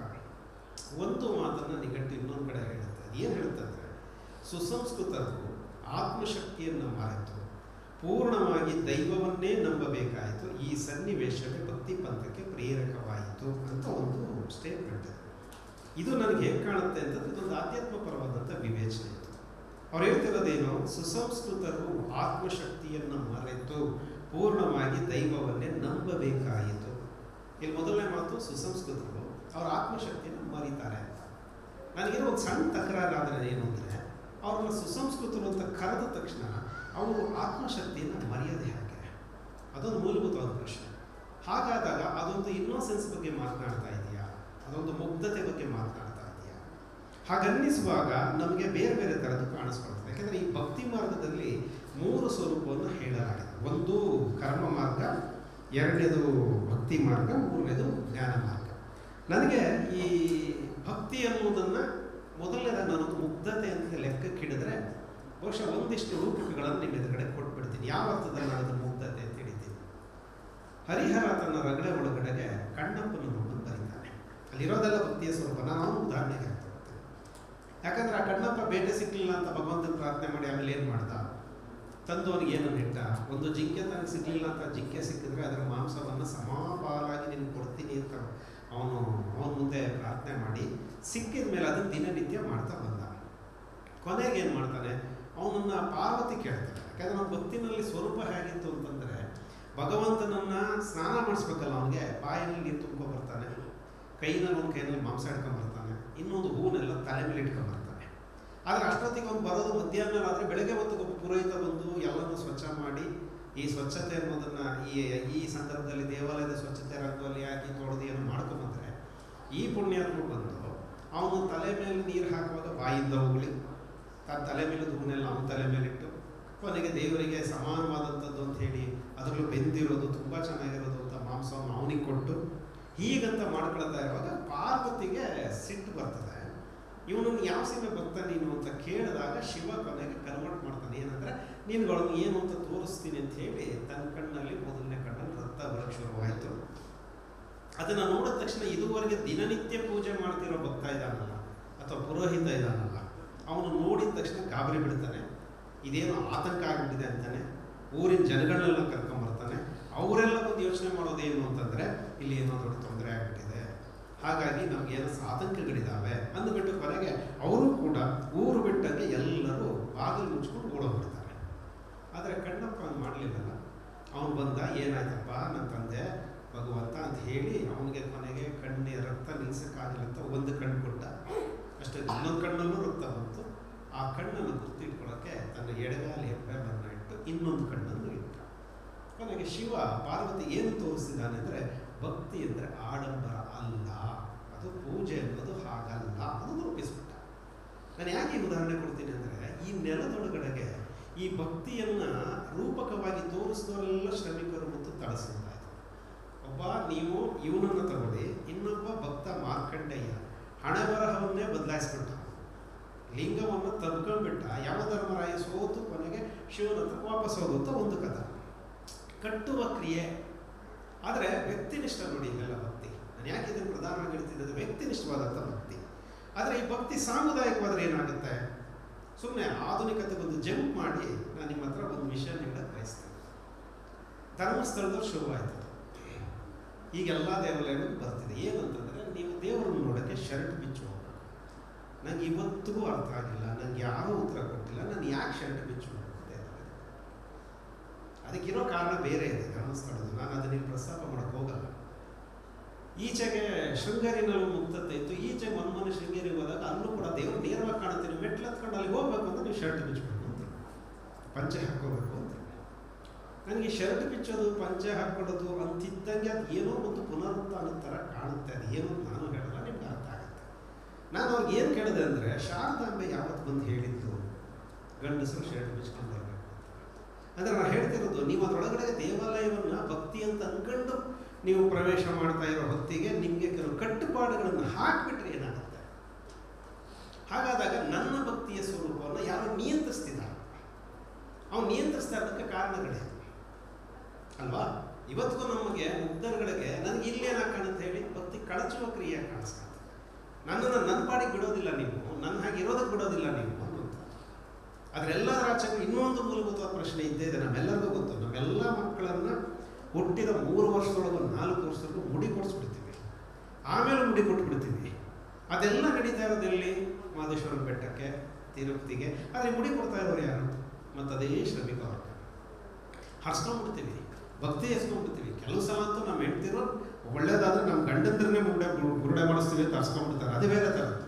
ಸೊ ಹೀಗಾಗುವಾಗ ಈ ಕ್ರಿಯೆ ಯಾವ ಥರ ಕಾಣಿಸ್ಕೊಳ್ತದೆ, ಎಷ್ಟು ಥರದ್ದಲ್ಲ. ನಾನು ಯಾಕೆ PhD ಅಂತ ಹೇಳಿದೆ ಅಂದರೆ, ಎಷ್ಟು ವಿಂಗಡಣೆ ಮಾಡ್ಕೊಂಡು ನೀವು ಮಾತನಾಡಬಹುದಲ್ಲ ಅನ್ನುವಂಥ ಕಾರಣಕ್ಕಾಗಿ. ಹಾಗಾಗಿ ವ್ಯಕ್ತಿನಿಷ್ಠನ ಭಕ್ತಿ, ವ್ಯಕ್ತಿನಿಷ್ಠ ಆದ ತಕ್ಷಣ ನಿಮಗೆ ಅದು ಕಟ್ಟುವ ಕ್ರಿಯೆ ಆಗ್ಬಿಡುತ್ತೆ. ಯಾಕಂದ್ರೆ ಅವ್ನು ಕಳೆದೋಗ್ತಾನೆ, ನೀವು ಅದನ್ನು ಸರಿ ತಪ್ಪು ಅಂತ ಪ್ರಶ್ನೆ ಮಾಡೋ ಹಾಗಿಲ್ಲ. ಯಾಕಂದರೆ ಹಾಗೆ ನೋಡಿದರೆ ನಿಜವಾದ ಭಕ್ತಿಯ ಸ್ವರೂಪವನ್ನು ತುಂಬ ಸೀರಿಯಸ್ ಆಗಿ ಚರ್ಚೆ ಮಾಡಿದವರು ವಚನಕಾರರು. ಅದರಲ್ಲಂತೂ ಬಸವಣ್ಣನವರನ್ನು ಭಕ್ತಿ ಭಂಡಾರಿ ಅಂತ ಕರೆದುಬಿಟ್ವಿ. ಬಸವಣ್ಣ ಅದನ್ನು ಸರಳೀಕರಿಸಲೇ ಇಲ್ಲ ನೋಡಿ. ಅವ್ರು ಏನು ಹೇಳ್ತಾರೆ, ಹೋಗುತ್ತಾ ಕೊಯ್ಬೋದು, ಬರುತ್ತಾ ಕೊಯ್ಬೋದು ಅಂತ ಗರಗಸ ಮಾಡಿಬಿಡ್ತಾರೆ. ಅಷ್ಟು ಸುಲಭ ಅಲ್ಲ ಈ ಭಕ್ತಿಯ ರೂಪಕ ಅಂತ ಹೇಳ್ತಾರೆ. ಹಾಗಾಗಿ ಭಾಳ ಹಿಂದೆ ಇವರಿಗಿಂತ ಹಿಂದೆ ನಮ್ಮ ದೇವರ ದಾಸಿಮಯ್ಯ ಅಂತೂ ಮಠದೊಳಗೊಳಬೇಕು, ಇಲ್ಲೇ ಕಂಡು ಪುಟ್ಟನಾಗೆಯೋದು ಕಾಣ ರಾಮನಾಥ ಅಂತ ಮಾತನಾಡ್ತಾ ಭಕ್ತಿಗಿರಬಹುದಾದಂಥ ಇನ್ನೊಂದು ಅಪಾಯವನ್ನೇ ನಮ್ಮ ಕಣ್ಣಿದ್ರೆ ತುಂಬಿಡ್ತಾನೆ. ಆಮೇಲೆ ಹರಿದ ಗೋಣೆಯಲ್ಲಿ ಒಬ್ಬ ಕಳವೆಯ ತುಂಬಿ ಇರುಳೆಲ್ಲ ನಡೆದನು ಸುಂಕ ಕಚ್ಚಿ ಅಂತ ಹೇಳುವಾಗ ಅಳಿಮಾನದವನ ಭಕ್ತಿ ಇಂತಾಯಿತು ಅಂತ ಪ್ರಶ್ನೆನೇ ಇಟ್ಕೊಂಡ್ಬಂದಿದೆ ನಮ್ಮ ಭಕ್ತಿ ಬಗ್ಗೆ. ಬಹುಶಃ ಹಾಗಾಗಿ ಜನಪದರು ಒಂದು ರೂಪಕಗಳನ್ನು ರೂಪಿಸ್ಕೊಳ್ಳೋದಕ್ಕೆ ಈ ಥರದ ಕಥನಗಳನ್ನ ತಂದ್ರೆ, ಅವನ ಭಕ್ತ ಕುಂಬಾರ ಇರ್ಬೋದು, ಅಥವಾ ಅವನ ಸಂತ ತುಕಾರಾಮ್ ಇರ್ಬೋದು, ಅಥವಾ ಈಗ ನಾನು ನಿಮಗೆ ಉದಾಹರಣೆ ಕೊಟ್ಟಿರುವ ಹಾಗೆ ಇವನಿರ್ಬೋದು, ಯಾರು ಬೇಡರ ಕಣ್ಣಪ್ಪ ಇರ್ಬೋದು. ಇದನ್ನು ನೀವು ಮೇಲ್ಕೊಂಡು ಬನ್ನಿ, ಶಬರಿ ಹತ್ರಕ್ಕೆ ಬಂದ್ಬಿಡಿ. ಎಲ್ಲಿ ವರ್ಣಾಶ್ರಮದ ಪ್ರಜ್ಞೆ ಒಳಗಡೆಗೆ ಹೆಣ್ಣನ್ನು ಹೊರಗಿಡುವಾಗ ಒಬ್ಬ ತಳ ಸಮುದಾಯದ ಪ್ರತಿನಿಧಿಯಾಗಿ ಬರುವ ವಾಲ್ಮೀಕಿ ಕಥನದ ಒಳಗಡೆಗೆ ಹೆಣ್ಣು ಪೂಜನೀಯವಾಗಿ ತಪಸ್ಸು ಮಾಡ್ಬೋದು. ಆ ಹೆಣ್ಣು ಮಕ್ಕಳು ಶೂದ್ರ ಮಕ್ಕಳೇ ಒಂದ್ಸರಿ, ಅವಳು ಬೇಡ ಹೆಣ್ಣುಮಕ್ಕಳು, ಅವಳು ಶಬರಿ ಪೂಜೆ ಮಾಡ್ತಾಳೆ, ಭಕ್ತಿಯನ್ನು ರೂಪಿಸ್ಕೊಳ್ತಾಳೆ. ಎಲ್ಲಿ ತನಕ ಅವಳ ಭಕ್ತಿ ಇದೆ ಅಂತಂದರೆ ಸಮಾನತೆಯ ಆಶಯದ ಪ್ರಶ್ನೆ. ರಾಮಾಯಣದಲ್ಲಿ ಕಾಣುವ ಬಹಳ ದೊಡ್ಡ ಕಥನ ಯಾವ್ದು ಹೇಳಿ, ಅವಳು ಹಣ್ಣುಗಳನ್ನು ತಂದು ಪ್ರತಿನಿತ್ಯ ಇಟ್ಕೊಂಡು ರಾಮ ಬಂದಾಗ ಇದು ಉತ್ತಮವೋ ಅಲ್ಲವೋ ಅನ್ನೋದನ್ನು ತಾನು ಕಚ್ಚಿ ತಿಂದು ರುಚಿ ನೋಡಿ ರಾಮನಿಗೆ ಕೊಡೋದು. ಲಕ್ಷ್ಮಣ ಸ್ವಲ್ಪ ಇರಿಟೇಷನ್, ಅಣ್ಣ ಹಿಂಗೆ ಏನೋ ತಿಂತಿದ್ದಾನೆ ಅಂತ. ಆದರೆ ಭಕ್ತಿ ಯಾವ ಉನ್ನತಿಗೋಯ್ತು. ನೀವು ಶಬರಿ ಮೂಲಕನೇ ನೋಡಬೇಕಾಗಿದೆ ಅಲ್ವಾ. ಎಂಜಲು ತಿನ್ನುವ ರಾಮನನ್ನು ರೂಪಕವಾಗಿಸ್ಕೊಂಡಾಗ ನೀವೊಂದು ಸಾಮರಸ್ಯದ ಜಗತ್ತನ್ನು ಕಟ್ಬೋದಲ್ವ. ಇದು ನಮ್ಗೆ ಯಾಕೆ ಅರ್ಥ ಆಗಲಿಲ್ಲ ಯಾಕೆ? ಹಾಗಾದಾಗ ಈ ಭಕ್ತಿಯ ಪ್ರಶ್ನೆ ಮತ್ತೆ ಕಟ್ಟುವ ಕ್ರಿಯೆ. ರಾಮ ಅದಕ್ಕೆ ಸಹಕಾರ ಕೊಟ್ಟೇ ಬಿಟ್ಟ ನೋಡಿ. ಅವನು ಯಾವುದೇ ಮುಜುಗರಗಳಿಲ್ಲದ ಹಾಗೆ ಅದನ್ನು ಭಕ್ತಿಯ ಪ್ರಾಧಾನ್ಯತೆಯಲ್ಲಿ ರೂಪಿಸ್ಕೊಳ್ತಾ ಹೋದ. ಇದಕ್ಕೆ ಪ್ಯಾರಲ್ ಆಗಿ ಇನ್ನೊಂದು ಕಡೆ ನೀವು ಬಂದರೆ ಇನ್ನೊಂದೆರಡು ಕಥನಗಳಿದ್ದಾವೆ. ಇದೇ ಪುರಾಣದ ಒಳಗಡೆ ರಾಮಾಯಣ ಮಹಾಭಾರತದ ಕಥನ ಒಳಗಡೆ ಒಬ್ಬ ಏಕಲವ್ಯ ಮತ್ತಿನ್ನೊಬ್ಬ ಕಾರಣ, ಇಬ್ಬರು ಗುರುಭಕ್ತಿ ತೋರಿಸಿಕೊಂಡು. ಹಾಗಾಗಿ ಗುರುಭಕ್ತಿಯ ಕಾರಣಕ್ಕಾಗಿ ಏಕಲವ್ಯ ಹೆಬ್ಬೆರಳು ಕಳ್ಕೊತಾನೆ. ಕುವೆಂಪು ಅವರ ಬೆರಳಿಗೆ ಕೊರಳಕ್ಕೆ ಬಂದರೆ ಅದೊಂದು ದೊಡ್ಡ ರೂಪಕವನ್ನಾಗಿ ಕುವೆಂಪು ರೂಪಿಸ್ತಾರೆ. ಯಾಕಂದರೆ ಕುವೆಂಪುಗೆ ಏನಂದರೆ, ಕುವೆಂಪು ಅದನ್ನು ಹೇಳೋದೇನು ಅಂದರೆ, ಒಬ್ಬ ಮೇಷ್ಟ್ರು, ಒಬ್ಬ ಗುರು ಹೀಗೆ ಮಾಡೋದಕ್ಕೆ ಸಾಧ್ಯನಾ ಅವ್ರು ತುಂಬ ತಳಮಳ ಇದೆ. ನೀವು ಅದನ್ನು ನೋಡಿ ಗೊತ್ತಾಗುತ್ತೆ. ಅವ್ರು ಹೇಳ್ತಾರೆ ಕರ್ಮತತ್ವದ ಮೂಲಕ ಅದನ್ನು ಗುರು ಮತ್ತು ಕರ್ಮ ಮತ್ತು ಯಜ್ಞ ಅಂತ ಅದನ್ನು ವಿಂಗಡಣೆ ಮಾಡ್ಕೊಳ್ಳುವಾಗ ಗುರುವನ್ನು ಪಾರ್ ಮಾಡಕ್ಕೆ ನೋಡ್ತಾರೆ. ಅವರು ತುಂಬ ಕಷ್ಟಪಟ್ಟು ಪಾರ್ ಮಾಡಕ್ಕೆ ನೋಡ್ತಾರೆ. ಯಾಕಂದರೆ ಅದ್ರ ಬೆನ್ನ ನಿಲ್ತಾರೋದೇನು ಒಂದ್ಸರಿ ಅರ್ಜುನ, ಅವನು ಶಿಷ್ಯ. ಈ ಅರ್ಜುನ ನೋಡಿ ಇಲ್ಲೇನಾಯ್ತು, ಏಕಲವ್ಯ ಹಿಂದೆ ಮುಂದೆ ನೋಡದೆ ಬೆರಳನ್ನು ಕೊಡೋದು. ಆದರೆ ಆ ಬೆರಳು ಕೊಟ್ಟಿರೋ ಪ್ರಕ್ರಿಯೆಗಾಗಿ ನನ್ನ ಮಗನ ಬೆರಳನ್ನು ಯಾರು ತಗೊಂಡ್ರು ಅವ್ನು ಕೊರಳೋಗ್ಲಿ ಅಂತ ಹೇಳಿ ಇಮ್ಮಿಡಿಯೇಟ್ ಆಗಿ ಒಬ್ಬಳ ಹೆಣ್ಣನ್ನು ಶಾಪ ಕೊಟ್ಬಿಡೋದು. ಅದವಳ ತಾಯಿ, ಅದೊಂದು ಮುಗ್ಧತೆ, ಅದು ರೂಪಕ. ಮಗನಿಗೆ ಭಕ್ತಿಯಾಗಿ ಕಂಡಿರಬಹುದಾದದ್ದು ಅವಳ ಕಣ್ಣಿಗೆ ಕಲ್ಲುಗಳಾಗಿ ಕಾಣೋದು. ಆದರೆ ಮಗ ಅದನ್ನು ತನ್ನ ಗುರು ಅಂತಂದಾಗ ದೈವ ಇರಬಹುದಾ ಅನ್ಕೊಳ್ಳೋದು. ಆದರೆ ಆ ಕ್ಷಣಕ್ಕೆ ತನ್ನ ಮಗನ ಬೆರಳನ್ನು ಗುರುವೇ ತಗೊಂಡಿದ್ರೆ ಅವನ ಕೊರಳು ಹೊರಟೋಗ್ಲಿ ಅಂತ ಹೇಳುವಂಥ ಒಂದು ಪ್ರಕ್ರಿಯೆ. ಇಲ್ಲಿ ಭಕ್ತಿ ಕಳಚಕ್ರಿಯ ಕಾಣಿಸ್ಕೊಂಡಿರ್ತಲ್ಲ. ಇದಾದ ಮೇಲೆ ಬಹುಶಃ ಸುಳ್ಳು ಹೇಳಿ ಹೋಗಿದ್ದಾನೆ ಅನ್ನಬಹುದಾದಂತಹ ಕರ್ಣನನ್ನು ಕೂಡ ಸಕಲ ವಿದ್ಯೆಗಳನ್ನು ಕಲಿಸ್ಕೊಟ್ಟಿರ್ತಕ್ಕಂಥ ಒಬ್ಬ ಗುರು ವಿರೋಧಾನ ಪರಿಗಣಿಸಬೇಕು ಭಾರತೀಯ ನೆಲೆಯಲ್ಲಿ ಅಂತ ಹೇಳಬೇಕಾಗಿದೆ. ಹೆಚ್ಚಿನ ವಿವರಗಳನ್ನು ಬರವಣಿಗೆಯಲ್ಲಿ ಕೊಡಬಹುದು. ಸಮಯದ ಅಭಾವದಿಂದ ಇಲ್ಲಿ ಸೂತ್ರಾತ್ಮಕವಾದ ಪದ್ಧತಿಯನ್ನು ಬಿಟ್ಟು ಸಂಕ್ಷಿಪ್ತ ವಿವರಣಾತ್ಮಕ ಪದ್ಧತಿಯನ್ನು ಕೈ ಹಿಡಿದಿದ್ದೇನೆ. ಎಲ್ಲರಿಗೂ ಧನ್ಯವಾದ.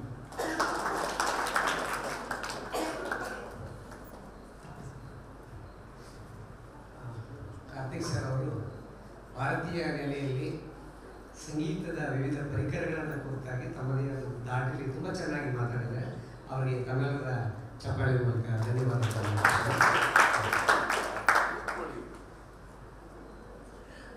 ಮೊದಲನೇದಾಗಿ ಪ್ರಶಾಂತ್ ನಾಯ್ಕ್ ಸರ್ ಅವರಿಗೆ ತುಂಬ ಹೃದಯದ ಅಭಿನಂದನೆಗಳು ಸರ್. ನನ್ನ ಪ್ರಶ್ನೆ ಏನಂದರೆ, ನಿಮ್ಮ ಒಂದು ಉಪನ್ಯಾಸದಲ್ಲಿ ಭಕ್ತಿ ಎನ್ನುವುದು ಇವತ್ತು ಹೆಚ್ಚು ಕಟ್ಟುಪಾಡುಗಳು ಹೇಗೆ ವ್ಯಕ್ತಿನಿಷ್ಠವಾಗಿ ಆಗ್ತಾ ಇದೆ ಅಂತ ಹೇಳಿದ್ರೆ, ಹಾಗೆ ನನಗೇನು ಒಂದು ಅದ್ರ ಬಗ್ಗೆ ಕುತೂಹಲ ಅಂದರೆ, ಇವತ್ತಿನ ಜಾಗತಿಕ ಸಂದರ್ಭದಲ್ಲಿ ಭಕ್ತಿ ಕಟ್ಟುಪಾಡುಗಳಿಗೆ ಹೆಚ್ಚು ಕಟ್ಟುಪಾಡುಗಳು ನಡೀತಾ ಇದೆ ಸಾಂಸ್ಕೃತಿಕವಾಗಿ. ಅದನ್ನು ಯಾವ ರೀತಿಯಾಗಿ ನಿಯಂತ್ರಣದಲ್ಲಿ ನಾವು ತೆಗೆದುಕೊಳ್ಬೋದು ಅನ್ನೋದು ನನ್ನ ಪ್ರಶ್ನೆ ಸರ್. ನಿಮ್ಮ ಪ್ರಶ್ನೆನೇ ನಂದು ಪ್ರಶ್ನೆ.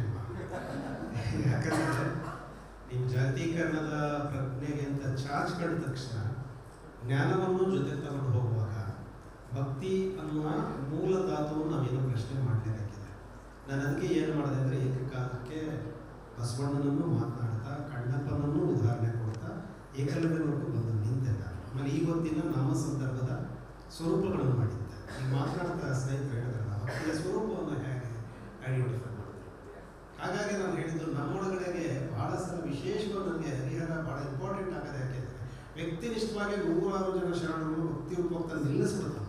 ಚಾರಿತ್ರಿಕ ಕೃತಿಯನ್ನು ತಗೊಂಡೋಗ್ಬಿಟ್ಟು ಅವ್ರೇನು ಮಾಡ್ಬಿಡ್ತಾರೆ. ಈ ಸಮಸ್ಯೆ ಇರೋದ್ರಿಂದ ಒಂದು ಏನು ಅಂತಂದರೆ, ಬಹುಶಃ ಇವತ್ತು ಭಕ್ತಿಯೂ ಕೂಡ ಪ್ರದರ್ಶನವೋ ಪ್ರಚಾರವೋ ಆದಾಗ ನೀವು ಯಾಕಂದರೆ ನಮ್ಮ ಉಪನಿಷತ್ತುಗಳು ಏನು ಹೇಳ್ತಾರೆ, ಎಲ್ಲೆಲ್ಲ ದೇವರಿದ್ದಾರೆ ಅಂತ ಅವರೇ ಹೇಳಿದರು, ದೇವರಿಗೆ ಆಕಾರಗಳನ್ನ ಅಂತ ಅವರೇ ಹೇಳಿದರು, ಆಮೇಲೆ ದೇವಾಲಯಗಳನ್ನು ಕಟ್ಕೊಂಡ್ವಿ. ಸೊ ಇದೇನೋ ಒಂದಷ್ಟು ಸಮಸ್ಯೆಗಳು ನಮಗೆ ಇರೋದ್ರಿಂದ ಅಷ್ಟು ಸುಲಭದಲ್ಲ. ಮತ್ತು ನಾನು ಅನ್ಸೋದು ಏನಂದರೆ, ವ್ಯಕ್ತಿನಿಷ್ಠವಾಗಿಯೇ ಪರಿಭಾವಿಸ್ಕೊಂಡು ಮೀರುವಂಥ ಹಾದಿಗಳನ್ನು ಹುಡುಕೊಳ್ಬೇಕಾಗಿದೆ ಅಂತ ನನಗೆ ಅನಿಸ್ತದೆ. ಪ್ರಶ್ನೆಯೂ ಸಂಕ್ಷಿಪ್ತವಾಗಿರಬೇಕು. ನೀವು ವಿವರಣೆ ಕೊಡಬಾರ್ದು, ಉತ್ತರ ಅಷ್ಟೇ ಸಂಕ್ಷಿಪ್ತವಾಗಿ ಹೇಳ್ತಾರೆ. ನಮಸ್ಕಾರ ಸರ್, ನನ್ನ ಹೆಸರು ಅಂಕಿತಾ ಅಂತ. ನಾನು ಭಕ್ತಿ ಬಗ್ಗೆ ಹೇಳ್ತಿದ್ದೀನಿ ಸರ್. ಈಗ ಅಸ್ಪೃಶ್ಯತೆಯರು ಮತ್ತು ಕೆಳಮಟ್ಟದ ಜನರಿಗೆ ಕೆಲವೊಂದು ಕಡೆ ದೇವಸ್ಥಾನದಲ್ಲಿ ಪ್ರವೇಶದ ಅವಕಾಶ ಸಿಗ್ತಾ ಇಲ್ಲ. ಆ ಅವಕಾಶ ವಂಚಿತರಾದಂತಹ ಭಕ್ತರಲ್ಲಿ ಅವ್ರು ಏನು ಅವಮಾನ ಮಾಡಿರ್ತಾರಲ್ಲ, ಅದರಿಂದ ಭಕ್ತಿ ಕಳಿಸ್ಬೋದು ಅಂತ ಹೇಳಕ್ಕೆ ಇಷ್ಟಪಡ್ತೀನಿ. ಅಭಿಪ್ರಾಯ, ನಿಮ್ದು ಅಭಿಪ್ರಾಯ ಪ್ರಶ್ನೆ. ನಮಸ್ತೆ. ನನ್ನ ಪ್ರಶ್ನೆ ಏನು ಅಂದರೆ, ಕಾರ್ತಿಕ್ ಸರ್ ಅವರು ಒಂದು ಮಾತನ್ನು ಹೇಳಿದರು, ಭಕ್ತಿಯ ಸ್ವರೂಪ ಬದಲಾಗತ್ತೆ ಅಂತ. ಭಕ್ತಿಯ ಸ್ವರೂಪ ಬದಲಾಗೋದನ್ನು ಪ್ರತಿಯೊಂದು ವರ್ಗವೂ ಕೂಡ ಒಪ್ಕೊಳ್ಳುತ್ತೆ. ಆದರೆ ಅದು ಹೇರಿಕೆ ಆದಾಗ ಅದನ್ನು ಒಪ್ಕೊಳ್ಳೋದಕ್ಕೆ ತಯಾರಿರೋದಿಲ್ಲ. ಇವತ್ತಿಗೂ ಕೂಡ ಅದರ ಹೇರಿಕೆಯ ಒಳಗೆ ಇವತ್ತು ಸಮಾಜ ಇದೆ. ಅದರಿಂದ ಹೊರಗಡೆ ಬರೋದಕ್ಕೆ ಅಥವಾ ಹೊರಗಡೆ ತರೋದಕ್ಕೆ ಹೇರಿಕೆ ಮಾಡಿರುವಂತಹ ವರ್ಗ ಏನು ಕೆಲಸ ಮಾಡ್ತಾ ಇದೆ, ಅಲ್ಲಿ ಏನು ಬದಲಾವಣೆ ಆಗಬೇಕು ಅನ್ನುವಂತಹದ್ದು ನನ್ನ ಪ್ರಶ್ನೆ. ಮತ್ತೊಮ್ಮೆ ಪ್ರಶಾಂತ್ ಸರ್ ಮಾತುಗಳಿಗೆ ತುಂಬ ಧನ್ಯವಾದಗಳು. ಯಾಕಂದರೆ ಇಷ್ಟೊತ್ತು ನನ್ನ ಅವರ ಮಾತುಗಳನ್ನ ಕೇಳೋದಕ್ಕಾಗಿ ಕೂಡ ನಾನು ಇದ್ದೆ.